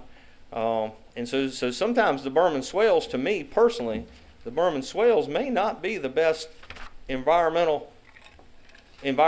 because you've got St. Augustine lawn out there in your berm and swale that you're fertilizing. So sometimes a clean roof water would be better than fertilized water off the lawn. So you have to take that into account. So when the design professional looks at this, we want them to be able to separate water off the roads and places like that carry sand and silt, which most of the nutrients attached to. You try to keep that out of the bay, out of the waters. Roof water is generally pretty clean, especially steel roofs. If you remember, that's what most of the old crackers used to drink. Was off the roof, off your water, because especially out here on the coast, you didn't have fresh water. But anyway, I'll don't get me on that subject. I'll get off and start talking on something else. Do we want to? I think we have another slide or two. Do we want to move to the next slide? All right. Well, The other way? there you go. There you go. So you'll see we kind of bumped these down because we separated that water quality portion of it. And again, this is basically a repeat of the other part, because there were two sections in there. One with the design professional, one that didn't require a design professional. But both of them have the same list of things. So we had to change them in both places, the building code stuff. And so it had to be changed in two places. That's why you see it again. And then I think the last slide was something, Michael, Yes. you had added in there? Yes, this is a sort of a cleanup slide to make consistency through our land development code. And this is basically saying that accessory dwelling units and garage apartments are, right, so guest cottages are an accessory dwelling unit is what it's saying. Okay. This is another glitch, Bill. Yep. Is that the end of your presentation? Yep, that's the end of our presentation. Unless y'all have any other questions, what I've gleaned out of this is we need to come back and make some changes and come back to y'all either in a work session or in a public hearing again. I think another work session might be in order. I think we did throw a lot of good things out for staff to look at, so I think that a work session might be more appropriate for the next go-around. And any other commissioner feels any differently? I think I'd we're like all- to throw something out there, just, and again, I'm speaking as a private citizen who's lived on the water. You can't sit in that seat and speak as a private citizen. I'm sorry, that's twice now. I'm sorry. It's and it's not open to the public yet. Yeah. I apologize, just trying to. And yes, we need to hear from the public still. Yes, that's where I was going to next. All right. Can we take a restroom break? All right, yes. We're going to take a 5-minute break. We'll be back at, we'll call it 10:55. Eventually, that becomes ineffective. Get somebody to sign off on it, yeah. All right. At this time, the public portion of the meeting will be open. If there's anyone present in favor of the application who'd like to speak, please come forward to the podium. As a reminder, individuals have 3 minutes to speak and organizations have 5 minutes. When speaking on this application, please address the board. If you have any documentation that you want to be entered into the record, please provide a copy to the recording secretary. Mr. Dixon, we'll let you go first, seeing as you have another meeting you have to get to, as I understand. I appreciate it. I'm speaking to you as someone who's been involved with the land development regulations for many years and a citizen who lives on the water and has watched the lots be developed. I think what you're trying to accomplish here, you can do it a different way and still achieve the same results. What you're seeing right now in Citrus County is very limited waterfront properties left. They're going for $200,000 just for a lot or more. So there's a lot of economic pressure to build a house that's at least comparable to the ones next door and the ones on the street. So that's what you're seeing. And at the same time, you want to protect the environment, and you've got sea level rise that you're dealing with. So everybody's trying to elevate their seawall so their backyard's not underwater. And if they're in one of these older lots, that's the first thing they need to do to develop their property and make good use of it. So I think what it comes down to is what's a reasonable use? A reasonable use may not be just a minimum size house. A reasonable use may be what's appropriate for that neighborhood. So you've been denying a lot of variances based on reasonable use, and maybe you should revisit the variance criteria for waterfront properties, because you don't have that many of them left. You're not going to have new waterfront subdivisions. Variances are a way to make good use of what's left, and it is difficult to debate, what's reasonable, what's not. Moving a set of stairs because it's in a waterfront setback area, that kind of thing. But it may be necessary that these variances may have an administrative review process where maybe the staff looks at them and determines if it's a reasonable use. And then one option might be to notify the adjoining property owners to give them the opportunity to bump it to a public hearing. But I bet you if you did it with an administrative process and a public notification process, that 90% of them would probably go through without any public hearing. I'll just leave it at that. Thank you. Next speaker.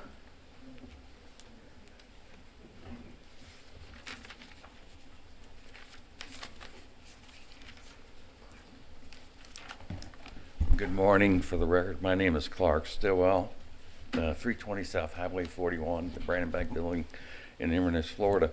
In light of the fact this is a workshop and I've heard your comments, I'm going to keep my comments very brief here because we're going to come back and speak.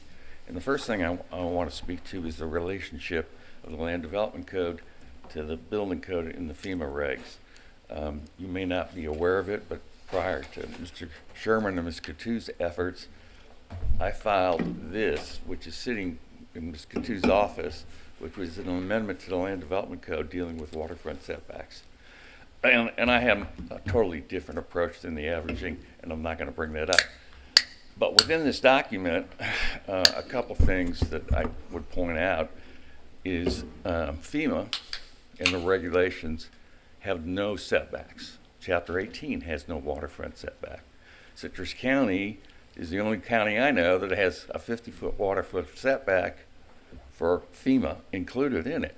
And in fact, the model ordinance for FEMA, which they recommend you adopt, has no setback in it.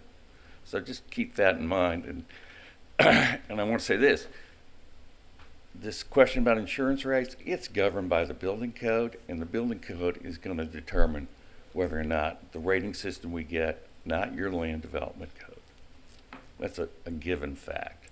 So that part of it I think you should look to. I also would point out to you in the model ordinance when they talk about decks and accessory uses and swimming pools, they have a specific reference to a established building process, a procedure.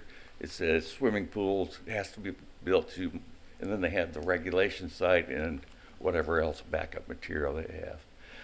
So she's trying to keep that in mind. I wrote Mr. Sherman a memo on the 22nd of February. I don't know if it's in your backup material. It is.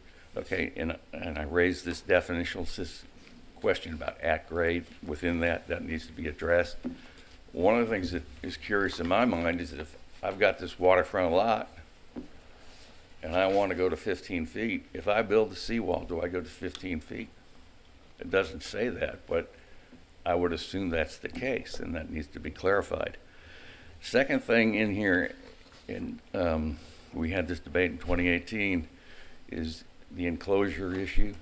All right, the common law says your right to view on waterfront is this way, not this way, not 180 degrees, it's this way. So when you talk about an enclosure or non-enclosure, I would suggest that you keep the framework of what they're entitled as a matter of law. And this, look, we got plenty of mosquitoes, we got plenty of no-see-ums. enclosed deck or an enclosed screen pool is a common reasonable use, and that should be allowed without the necessity of coming in for a variance. Mr. Stone had pointed out in another memo, the idea of cantilevering is appropriate, and if you're up high, like many of these structures now with FEMA, if you cantilever a deck out and leave the grass underneath, do you need a variance? Why should you get a variance for that? So I'll be back. Thank you for the time. Thank you, Mr. Stillwell. Anyone else wishing to speak in favor of this application?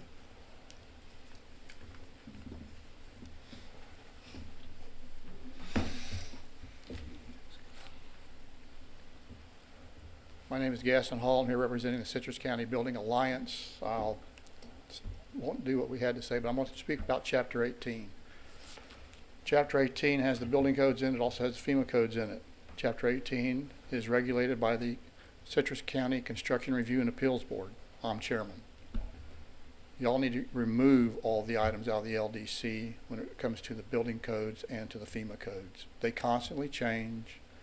Y'all don't make the changes in your land development code when it's made on these other documents, so there's conflicts. The LDC has absolutely nothing to do with the rating system.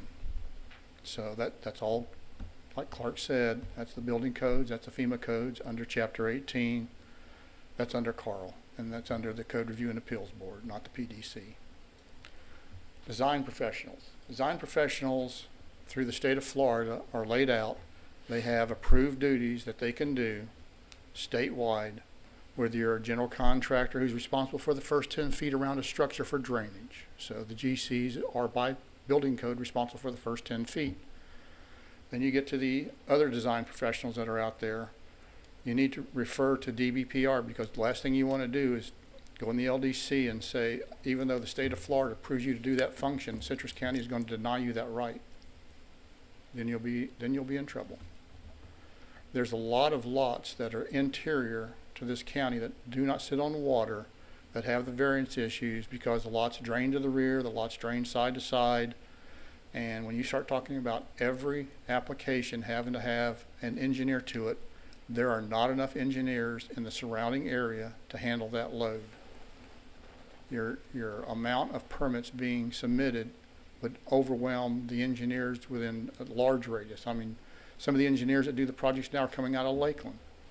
Now that everybody's gone digital, they don't have to be in Citrus County. But we do not have the workforce out there to mandate that every single application for residential has to be done by a design professional. You would just kill the industry because they're not available. So I would ask you to make sure you don't deviate from a system that's working. Engineering reviews it. They don't review it to make sure that they become liable for it. They review it to say, does it meet or not meet? If it doesn't, it could be a simple mistake by whoever's doing that, or it could be the people that don't have the knowledge to do it. They do it now. They've been doing it for years. Let them continue doing what they're doing because they do a good job of it. They work really good with the building industry. So I would say, just leave it alone. Go by what they recommend because they're the people that work with it every single day. Thank you. Thank you. Anyone else wishing to speak in favor?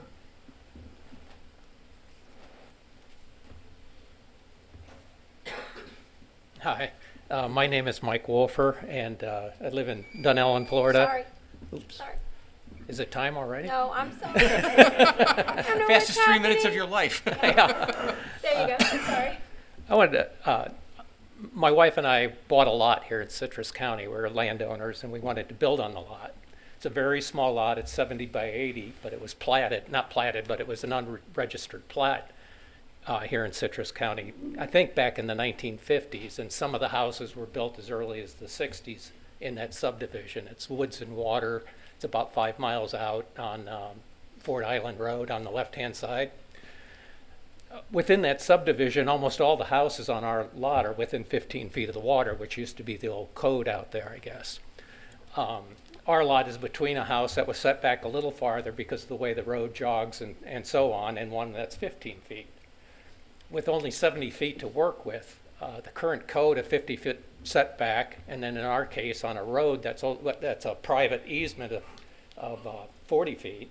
You have a half the distance, or 50 feet from the middle, so we've got another 30 feet there we have to set back on that, so we don't have any room to build a house. And before we bought the lot, we went through your ordinance very carefully, and we've been in Florida for quite a number of years, and so we've dealt with having pre-existing or lots of record and the development rights that are usually occur them, are usually what the whole land development code is really created for new subdivisions, not for existing subdivisions. That's where your zoning and your building codes handle once a lot or a plat has been created. What I'm seeing here in Citrus County is that what you're doing is trying to take your land development regulations and now apply them back to old subdivisions that have been here for a great number of years, and you're going through just excruciating pain or causing it for the homeowners or the lot owners try to do that. Within your land development code, you have a chapter 10, which was non-conforming development, and it goes into detail about how you average those lots, what you do with those subdivisions that were created before you did all these changes. In this particular case, the only problem I see is that someone stuck a 50-foot setback in water quality, and all of a sudden now you're applying that to all lots within there, even if they've been here for 50 years or 60 years or 70 years. And it causes real problems within a little subdivision like that. It makes my lot totally worthless, I guess.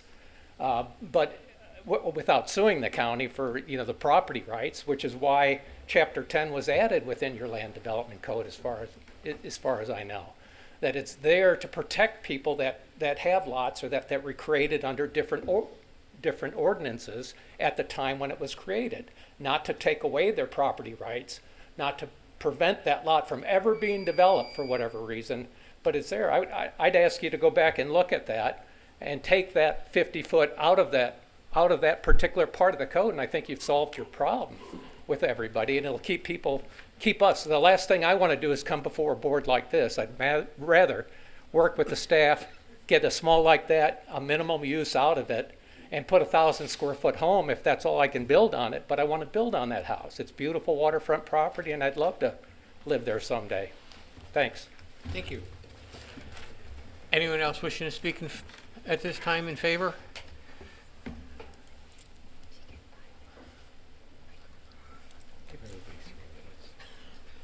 Good morning. Michael Serwinski, environmental consultant, professional address 2716 South Lecanto Highway. I worked with staff on a lot of this, and I have a few comments. We're all here to protect our water quality. So one of the things we looked at is lots of record that have seawalls on them. If you've got a seawall, you're waterfront. And as Mr. Kaufman explained, and as Mr. Bramlett understands, when you have those grass lots that slope straight towards the seawall, you have nutrients, fertilizers, so forth going right into the water, grass cuttings especially. And so having a berm or swale or a approved stormwater management plan is going to result in a net environmental benefit. So if there's a case that you don't have a seawall and you're adjacent to a water body, it's most likely that you have some sort of a natural buffer. It may not always be the case, but you're either going to have a forested floodplain or wetland vegetation. You typically do not have that behind a seawall because of backfill. DEP is not going to let you build a seawall with wetland landward of it unless you're connecting two existing seawalls on either side to finish that off, and you mitigate for that buffer that you're destroying. And as part of that plan, you're going to have a stormwater to make up a stormwater plan to make up for that treatment. Now, there is a lot of data. I've presented it before to you on buffers and their benefit, natural wetland buffers. The Wekiva River study is one that's typically documented that recommends up to a 300-foot natural buffer. The soils, you don't have to take soil samples, but the USDA, we're in a digital era now, You could go back to the Citrus County Soil Survey, which maps out the soil types on each lot and their characteristics, and that's what UCF does. For instance, if you have the Astatula soil, they know what the perk is, they know where the water table is, they know its nutrient absorbing capability. Best management practices, a great idea, gives you leeway. What they're doing in the Silver Springs Basin in Marion County is they're using what's known as a bold and gold treatment. So that treatment underneath DRAs, it's basically a specialized mulch. It goes in the bottom of the DRAs, absorbs a lot of those pollutants and contaminants, especially nutrients. So we need the freedom to be able to do what others are doing. I am not sure what the purpose of a 10,000 square foot or quarter acre lot is in the reference. I have what, 1 minute left? Or am I, okay. You keep on. Keep going. Isolated wetlands. Okay, so there, Mr. Kaufman brought up that he wasn't sure about whether, and the lot owner, whether we need buffer protections up in the middle or in Ridge Manor or places where there are wetlands. Understand that we're doing this in areas where there are wetlands. We have a leaky aquifer. Most of our nutrients actually come from the springs themselves and not from the adjacent water bodies. Both Rainbow River and our rivers, that's true. The nutrients, except for one spring in Kings Bay, is over the state DEP requirement as it comes out of the springs. That's because we have horse farms, we have agricultural activities and other things. We have, if we don't protect those wetlands that treat it, even in the before it gets to the aquifer, or let them do their job by leaving that wetland there, if we don't provide those setbacks, those wetlands will be nibbled away. And those do protect the aquifer. That's where the nutrients are coming from. Not all of them, but a lot of them are coming from that area. So that's why we need those protections in other places other than the waterfront. However, the waterfront is a specialized condition, and I believe that when you have a lot that's grassed and seawalled, we need to be able to have a little bit of leeway, and we need to provide a net environmental benefit.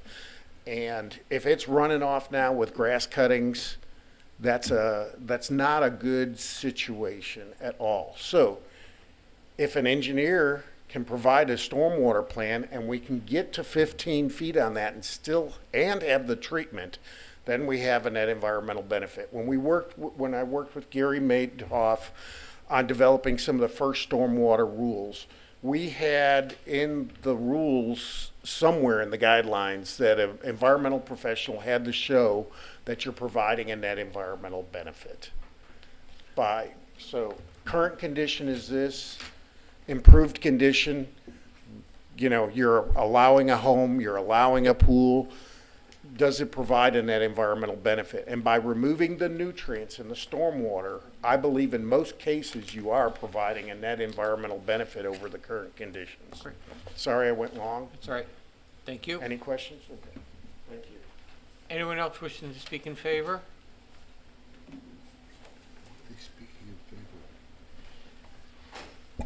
Good afternoon. No, I'm sorry. Good morning. Brenda McKenzie still. And I know the 15-foot rear setback probably scares us a little bit, thinking, wow, we're getting even closer. I hate to say how long I've been doing this. I've been doing this since 1982. And 15-foot was the ordinance. Now, if we go 15 feet, on some cases when we come in, we had stormwater management that was never in place before. So if we do get to go as close as that and stormwater management can still engineer it, I think that's a huge benefit, and that we're protecting the environment for that. I also would like to remind that when we do come in for variances, it's supposed to be site-specific for that particular lot. So sometimes all these numbers that everyone's throwing out still doesn't work with that. So, like when we say, oh, you have a building envelope, when you do your setbacks, and here's what you have. Not when you take in stormwater management and all the other items that are required that I think that are great. I've lived on the water myself. I've lived here my whole life, and I'm glad to see that these things are being implemented. Thank you. Yep. Thank you. Anyone else wishing to speak? Yes, sir.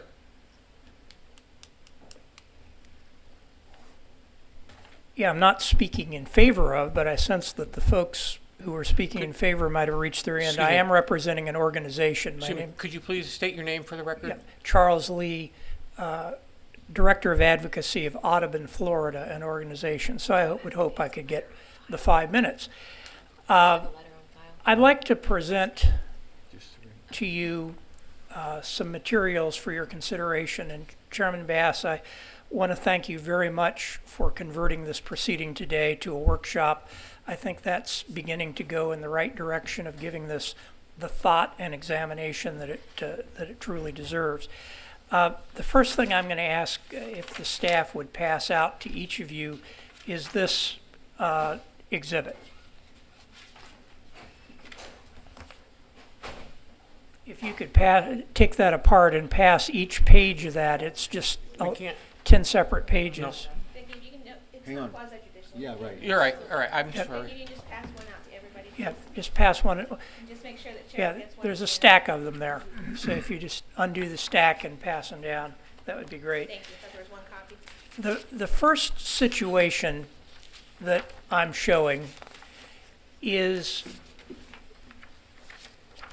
seawalled lots in Citrus County that face expansive stretches of open water directly associated with the Gulf of Mexico.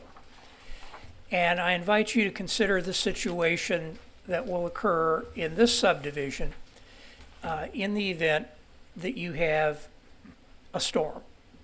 Doesn't necessarily have to be even a hurricane. We all remember the no-name storm. There's the potential for 5 or 6 foot waves breaking over the seawalls of the subdivision that you see in this representation. Now, I'm going to pass out a second photo and ask each of you to take a look at it.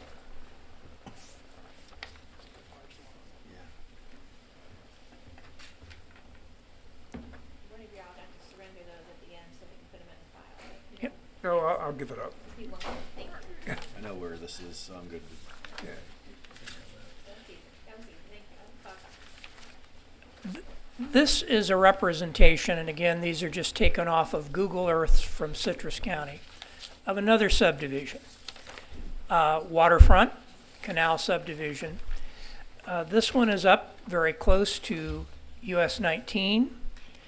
It is a long way from the sweep of waters and storm tides off of the Gulf of Mexico. Would still be affected by a storm tide rise, but it would not necessarily be a velocity zone situation. The basic flaw in what you are considering is that the setbacks that are proposed attempt to treat these situations in exactly the same way. And according to the dimensions of what you have, that is environmentally, from an engineering standpoint, from a storm surge standpoint, making no sense at all. You need to differentiate with regard to setbacks and have a greater setback in the case of lots that are facing the full brunt of the kind of forces that can be generated off of a storm coming from the Gulf. So I would hope you would take that into consideration. The second thing that we have concerns about is the decision to completely strike from your LDRs the stormwater, the surface water protection standards in 3501. Among other things, you are completely striking from your LDRs the requirements for Florida-friendly vegetation, as opposed to those lawns that were being spoken of a few minutes ago, which do generate nutrients and cause probably the highest level of water quality difficulties for surrounding waters. Right now, your code attempts to reach to that by instructing the use of Florida-friendly vegetation. You're taking that out in the draft that's in front of you. That's a mistake. So as you proceed with the workshop, I would hope you would keep these things in mind. And I would also add in closing that I think that you really do need to come to a well-understood definition of who a design professional would be. I tend to think that the safest way to go is to keep it with a licensed Florida engineer. If you're going to move away from engineers and broaden the field that can be used, then I think you have to define them. Landscape architects and others would be candidates for that, but you really need to keep it within the sector of individuals that are licensed by the Florida Department of Professional Services, so that there's a definitive license, a definitive requirement for what their training should be in order to get that license. It ought not to be just a hodgepodge of anybody walking in the door saying, I'm a design professional, therefore I can do this for someone. The homeowner needs something much more specific to go to in that. All right. Thank you very much for your comments. Anyone else wishing to speak at this time?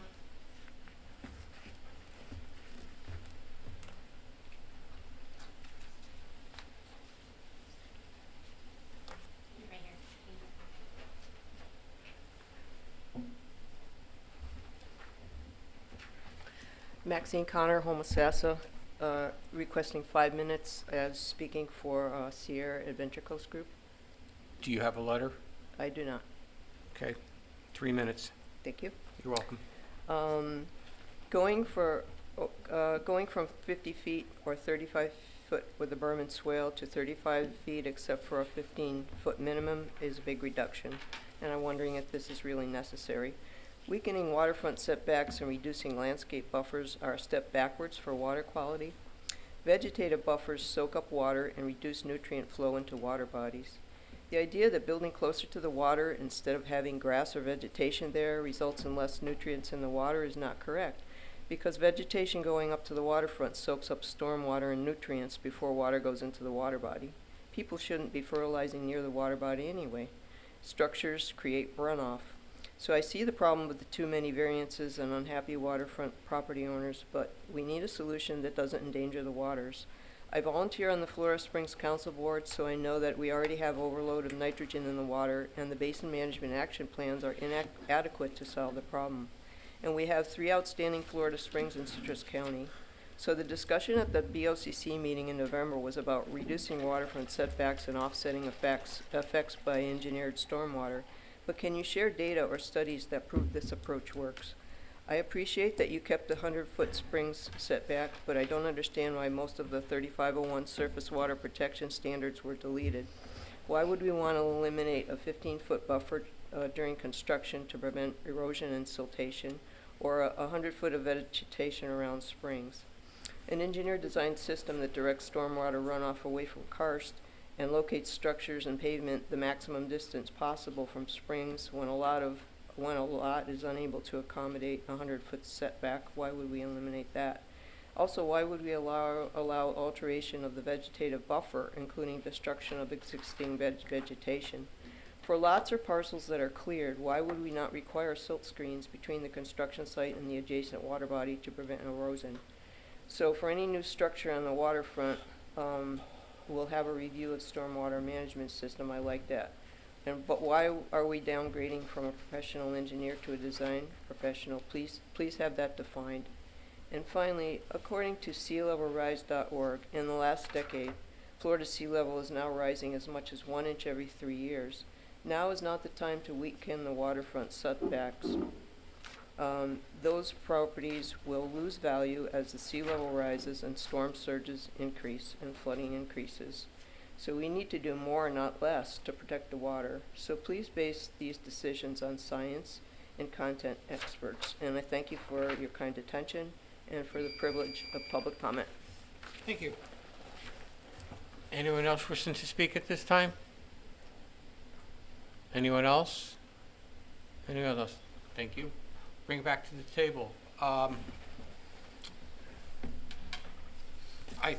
really think that we've given a lot of good information to Michael and our county engineer, and that hopefully we can cover all the basis of what the public has said as well as our own comments here. Timeframe, Michael, and when you think you might be able to bring us something back? There's been a lot of comments tonight. Today, there's been a lot of information provided. We've got to have time to digest that and come back with a response to y'all. I would like to maybe meet with some of the people who spoke at the meeting too. I would say in a couple months. Okay, I'm not rushing you by any means. I'm just trying to. I'd rather get it right than Theoretically, fast. we can schedule it for May 5th, but that only gives you a couple weeks, so I think June 2nd might be a good target. I'd like to, with your indulgence, set as a hearing, and then if you want to change it to a workshop, we can do that. We can't go the other way around. Okay, that's fine. But maybe June 2nd for right now. Is that going to be enough time? That's what I want to make sure is that we have enough time. If we set it for June 2nd, if we find that it's not, we can. We can always pull it, absolutely. Yeah, we can pull it. Okay. Thank you, John. Mr. Chair? Yes. Before we go down this path, I was wondering, Ms. Lynn, can you speak to Mr. Dixon's proposal that we, legally, is it possible to do anything with changing how we review variances to accommodate this situation? Mr. Dixon said a lot. Even though he spoke for a short time, he said a lot. He talked about an administrative variance. He talked about review of variances. So I'm not exactly sure which part of what he said you're asking about. Of course, this board and the Board of County Commissioners always has the option of changing the law. Right now, the law is that you meet those 8 criteria. And that law is based upon the case law, which the courts have gone through for years and years and years and have come up with those 8 criteria or some iteration of them. So to answer your question succinctly, yes, you can always change the law, or the Board of County Commissioners can. You can always recommend it. In terms of staff being able to waive the law in a variance, I don't believe that is appropriate or legal. I don't think staff has the authority to do that. That one small part of what he said, I can't agree with, but you can always change the law. Thank you. Anyone else have any comments? Just a couple of comments, Mr. Chair. A lot of good information today, particularly from our speakers. A couple thoughts. I jotted down a few things, but a couple things that I took away from the public comments. Number one is that maybe we should take a closer look at the difference between a developer related application as opposed to a single applicant buying a property, not unlike the first application we had today that was continued. Maybe we ought to take a closer look at that, or maybe I need to understand that a little better if there is in fact a difference between those two. Is there a difference between a developer, just as an example, Citrus Hills, as opposed to a single application, somewhere? Right. And I'm also of the mindset now that all bodies of water in Citrus County are not equal, but they should all be protected equally. How do we get our arms around that? Because we want to protect the lakes, we want to protect the Gulf and everything in between, but maybe they're not all exactly the same. Maybe the way we go about protecting them is not all the same. Just some thoughts. Right. And I'll close with lastly, we've talked about this many times. We've talked about enforcement, whether it's the existing berm and swale application or protection, or some other unnamed protection that might be enacted with this new LDC. Enforcement is not there, and I don't believe that 3 or 5 years by the homeowners self-reporting to the county is probably the best way to do it. If we had if I had a next door neighbor who did everything according to their application, every 3 to 5 years, they could get almost anybody with a credential to sign off on it. I as a next door neighbor, don't have any recourse to go back to the county if there's no enforcement. So I think we need to take a closer look at that as well. Okay. Anything else? Mr. Yes, sir. Bramlett? Yes, sir. The first thing I want to mention is what Mr. Lee brought up, and I had talked about it before when I realized that we were going to treat A, E, and A the same as V in coastal A zones. I don't agree with that. I don't agree with the setbacks being the same in areas like that. It's exactly for the reasons that he's showing in these pictures here. I mean, we've had people argue in the past, what's 15 feet? What's an extra 20 feet? What's an extra 5 feet? I mean, I think it makes pretty good sense to know if you built an improvement closer to the water, wave action is going to be stronger.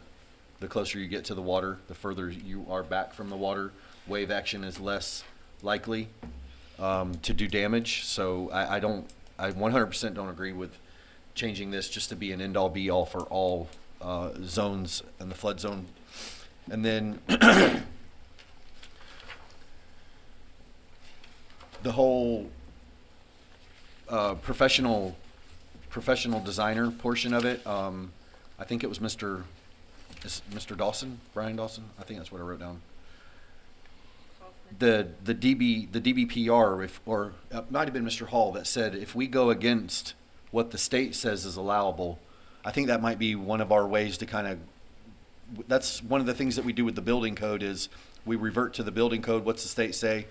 And then you fall back on that. So if the state already mandates what is and what isn't a professional designer, then why are we trying to recreate the wheel? You know what I mean? Just relate it to what the state already says is or isn't. Kind of takes us off the hook for that particular part of it. And then the rest of it's just, you know, the fact of the matter is I sort of have a problem with the fact that all of these really restrictive matters that we're getting ready to put in place are only for new development. You know, and I know that this is a huge can of worms to open up for a lot of people, but the waterfront community, there's not a lot of waterfront property left. Most of it's already developed. Right. And we're going to put in all of these, you know, handcuffing restrictions and reviews and make sure you keep it and you have to have a recorded affidavit. But what about all the property owners that already are and already have umpteen amount of, you know, violations that if they were looked at, and I don't know how that would work, and we say the whole grandfathering thing and whatever, but I know properties that were built and it's just paved all the way to the water. It's paved all the way to the water, and it wasn't like that originally. So, I mean, it just seems like we're putting all the onus on the new people, the people that are developing now, and there's nothing or any kind of recourse for anybody that's existing. Thank you. Ms. Lynn, your thoughts on that? As far as what we can do with the past, or is the past and that's where we are? Well, I think this applies to any structure. So if I think the last storm we had where so many properties got damaged and had to be rebuilt was Hermine. And I don't know how many of you were on here. I know Commissioner Bramlett was on the board back then, but we had so many redos. And if they were within the same footprint of the property, they could build and they would be fine. But what we found is the floodplain requirements were requiring them to build up. And then when they built up, they had to add stairs, and that was impervious. And so as long as they were within the footprint, they didn't have to comply with stormwater. But then as soon as they exceeded the footprint, they had to comply with stormwater. And you guys had variance after variance after variance because people were coming in and they were adding, so they couldn't comply, and they had to have a stormwater system. So I believe that if anybody improves, reconstructs, redevelops, anything, they're going to have to comply with, with these requirements. They're going to have to add stormwater. I mean, I could be wrong. Well, I'm seeing heads shaking from engineering. So if you get blown out in Hermine or whatever the next storm is, if your house gets totally demolished and you have to rebuild, even if you're in the footprint, you still have to have stormwater. So I think it applies to everybody. I could be wrong, but Substantial improvement. Anytime you pass that threshold of substantial improvement, you have to come up to all regulations and codes, not just stormwater, but all regulations and codes. Right Yes. now, the code says an undeveloped lot, and it's proposed to say any new structure, so that is pretty significant change there. And so everybody. Why are you thinking that it doesn't apply, that it only applies to new? Because the problem I'm having with some of it is the words that we're using, the structures. Like even when we talked about where Mr. Stone was talking about at the very beginning, proposed structures on grade, and then the word structure kind of just seems a little. It's anything. Anything that would be considered a structure. So any particular lot that a home is already built on, if they're going to put any structure on there, then they have to come up to grade with stormwater. No, not currently. No, Correct. Right, In with the new, this, yes. in the new. Mhm.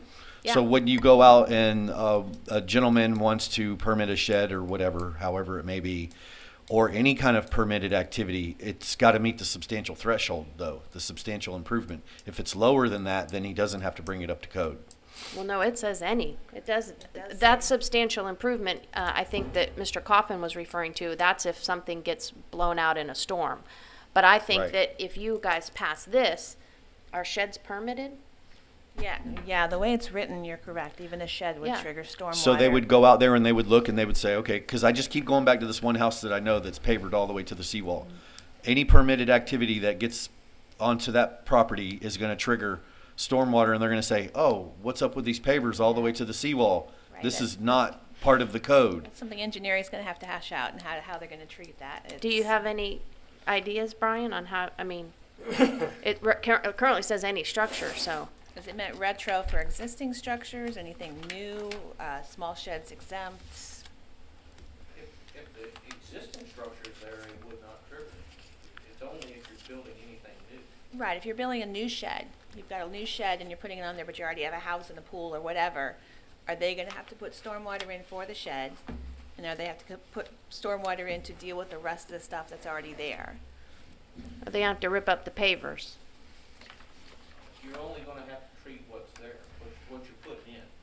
The new one, okay. And is there no exemption for smaller structures like sheds and things proposed? I know we're draft. No, it is what it, Okay. it's written what it's written there. Yeah. Well, but it does say permitted, so all those pavers wouldn't have been permitted. But do we permit pavers? That's setbacks, but then stormwater. Yeah, that's setbacks. Yeah, we do. We permit pavers? Yeah. But not all the way out to the seawall. No, Right, we would never yeah, allow right. Right, well, Right, so that should, technically, that should be removed and be restored to what was approved on the site plan. Right, but my point was where does that mechanism kick in? Like, and I'm not, listen, I understand it's complicated. It was just a thought that I wanted to throw out there. well, no, it's a good thought that we're gonna have to address. So, Brian, do you guys go out and inspect if somebody's gonna, or you just go by what they put on a drawing? We will only get it if the building department sends it to us because they're building something on the water. Of course, that's how we would get it. And then we would look at it, and of course, if there was supposed to be a berm and swale put in there, we would go out and make sure the berm and swale got put in there. And while it's under construction, we would probably make sure there's a silt fence that's been put up because they're required to put silt fences up. I heard somebody say something about they're not required, but that's not true. You still have to put silt fences up and everything. So, I mean, it's still, so the shed example, I guess, is, we gotta figure that out. I don't, what we changed, what I changed so far, really shouldn't have changed any of that, because I'm just changing, you're getting another tool in your toolbox. You can either do berm and swale, or you can do a multitude of other things to treat the water. The intent was not to change any of the other parts in there. We were trying to keep it as simple as possible. Yeah. So currently now, if you're putting up a shed, You don't need one, you don't, right? you don't need stormwater. If that's the way you read the rule today. Oh, I know, I'm asking, I'm asking. Right, the way it's worded now is it's a new primary structure on lots that is less than 10,000 square feet or an undeveloped lot in a flood zone or on the water. That's how it's worded now. But the new language says any new structure on the waterfront. It doesn't say an undeveloped lot on the waterfront. So that's a pretty significant change. In this new language, a shed would trigger it. In the existing language, it would not, because it would not be an undeveloped lot. It would already be developed. So y'all only see the stuff that's vacant right now. You don't see the sheds and the pools and the additions for residential. So that is pretty significant. I'm glad you brought it up. It's something that they're gonna have to figure out and what we think we should do about it. Whether we should make them all go through stormwater, I hate to tell somebody with a, 5x5 shed they have to, but if it's easy to do, like he's talked about all these tools, maybe. I mean, you're making the people that are building a new house do it. Right. It's not a very exciting or favorable discussion for people that are existing owners that have what they have, and some of them may have already bought into what was there and may not know the difference, which happens probably 95% of the time. Any other questions or comments? Okay, anything else from staff? Yes, and I'm sorry, I'm gonna do mine and then you can do yours, I apologize. Your next 2 meetings in April, you have 2 meetings on each meeting. 2 applications. 2 applications on each meeting, yes, not 2 meetings. I did want to give you a heads up ahead of time, May 19th, I know we're getting into the summer, May 19th has 7 items on the agenda. It's just a matter of when things come in, we can't push them to a next agenda. So May 19th, please try to be here, that's going to be a longer meeting. Some things might come off, but I think a lot of it's going to stay. You gonna buy us lunch? I don't have a budget to buy, I don't even have a budget for pens, come on. Sorry, Mr. Sherman, it's all yours. Never hurts to ask. I just wanted to warn him on that meeting. Mr. Sherman, anything else you'd like to add? No, I'm really not. I appreciate all the comments and direction tonight, and we'll be back hopefully with something to work through and ultimately get something to make our water quality better. Motion to adjourn. Second. Thank you.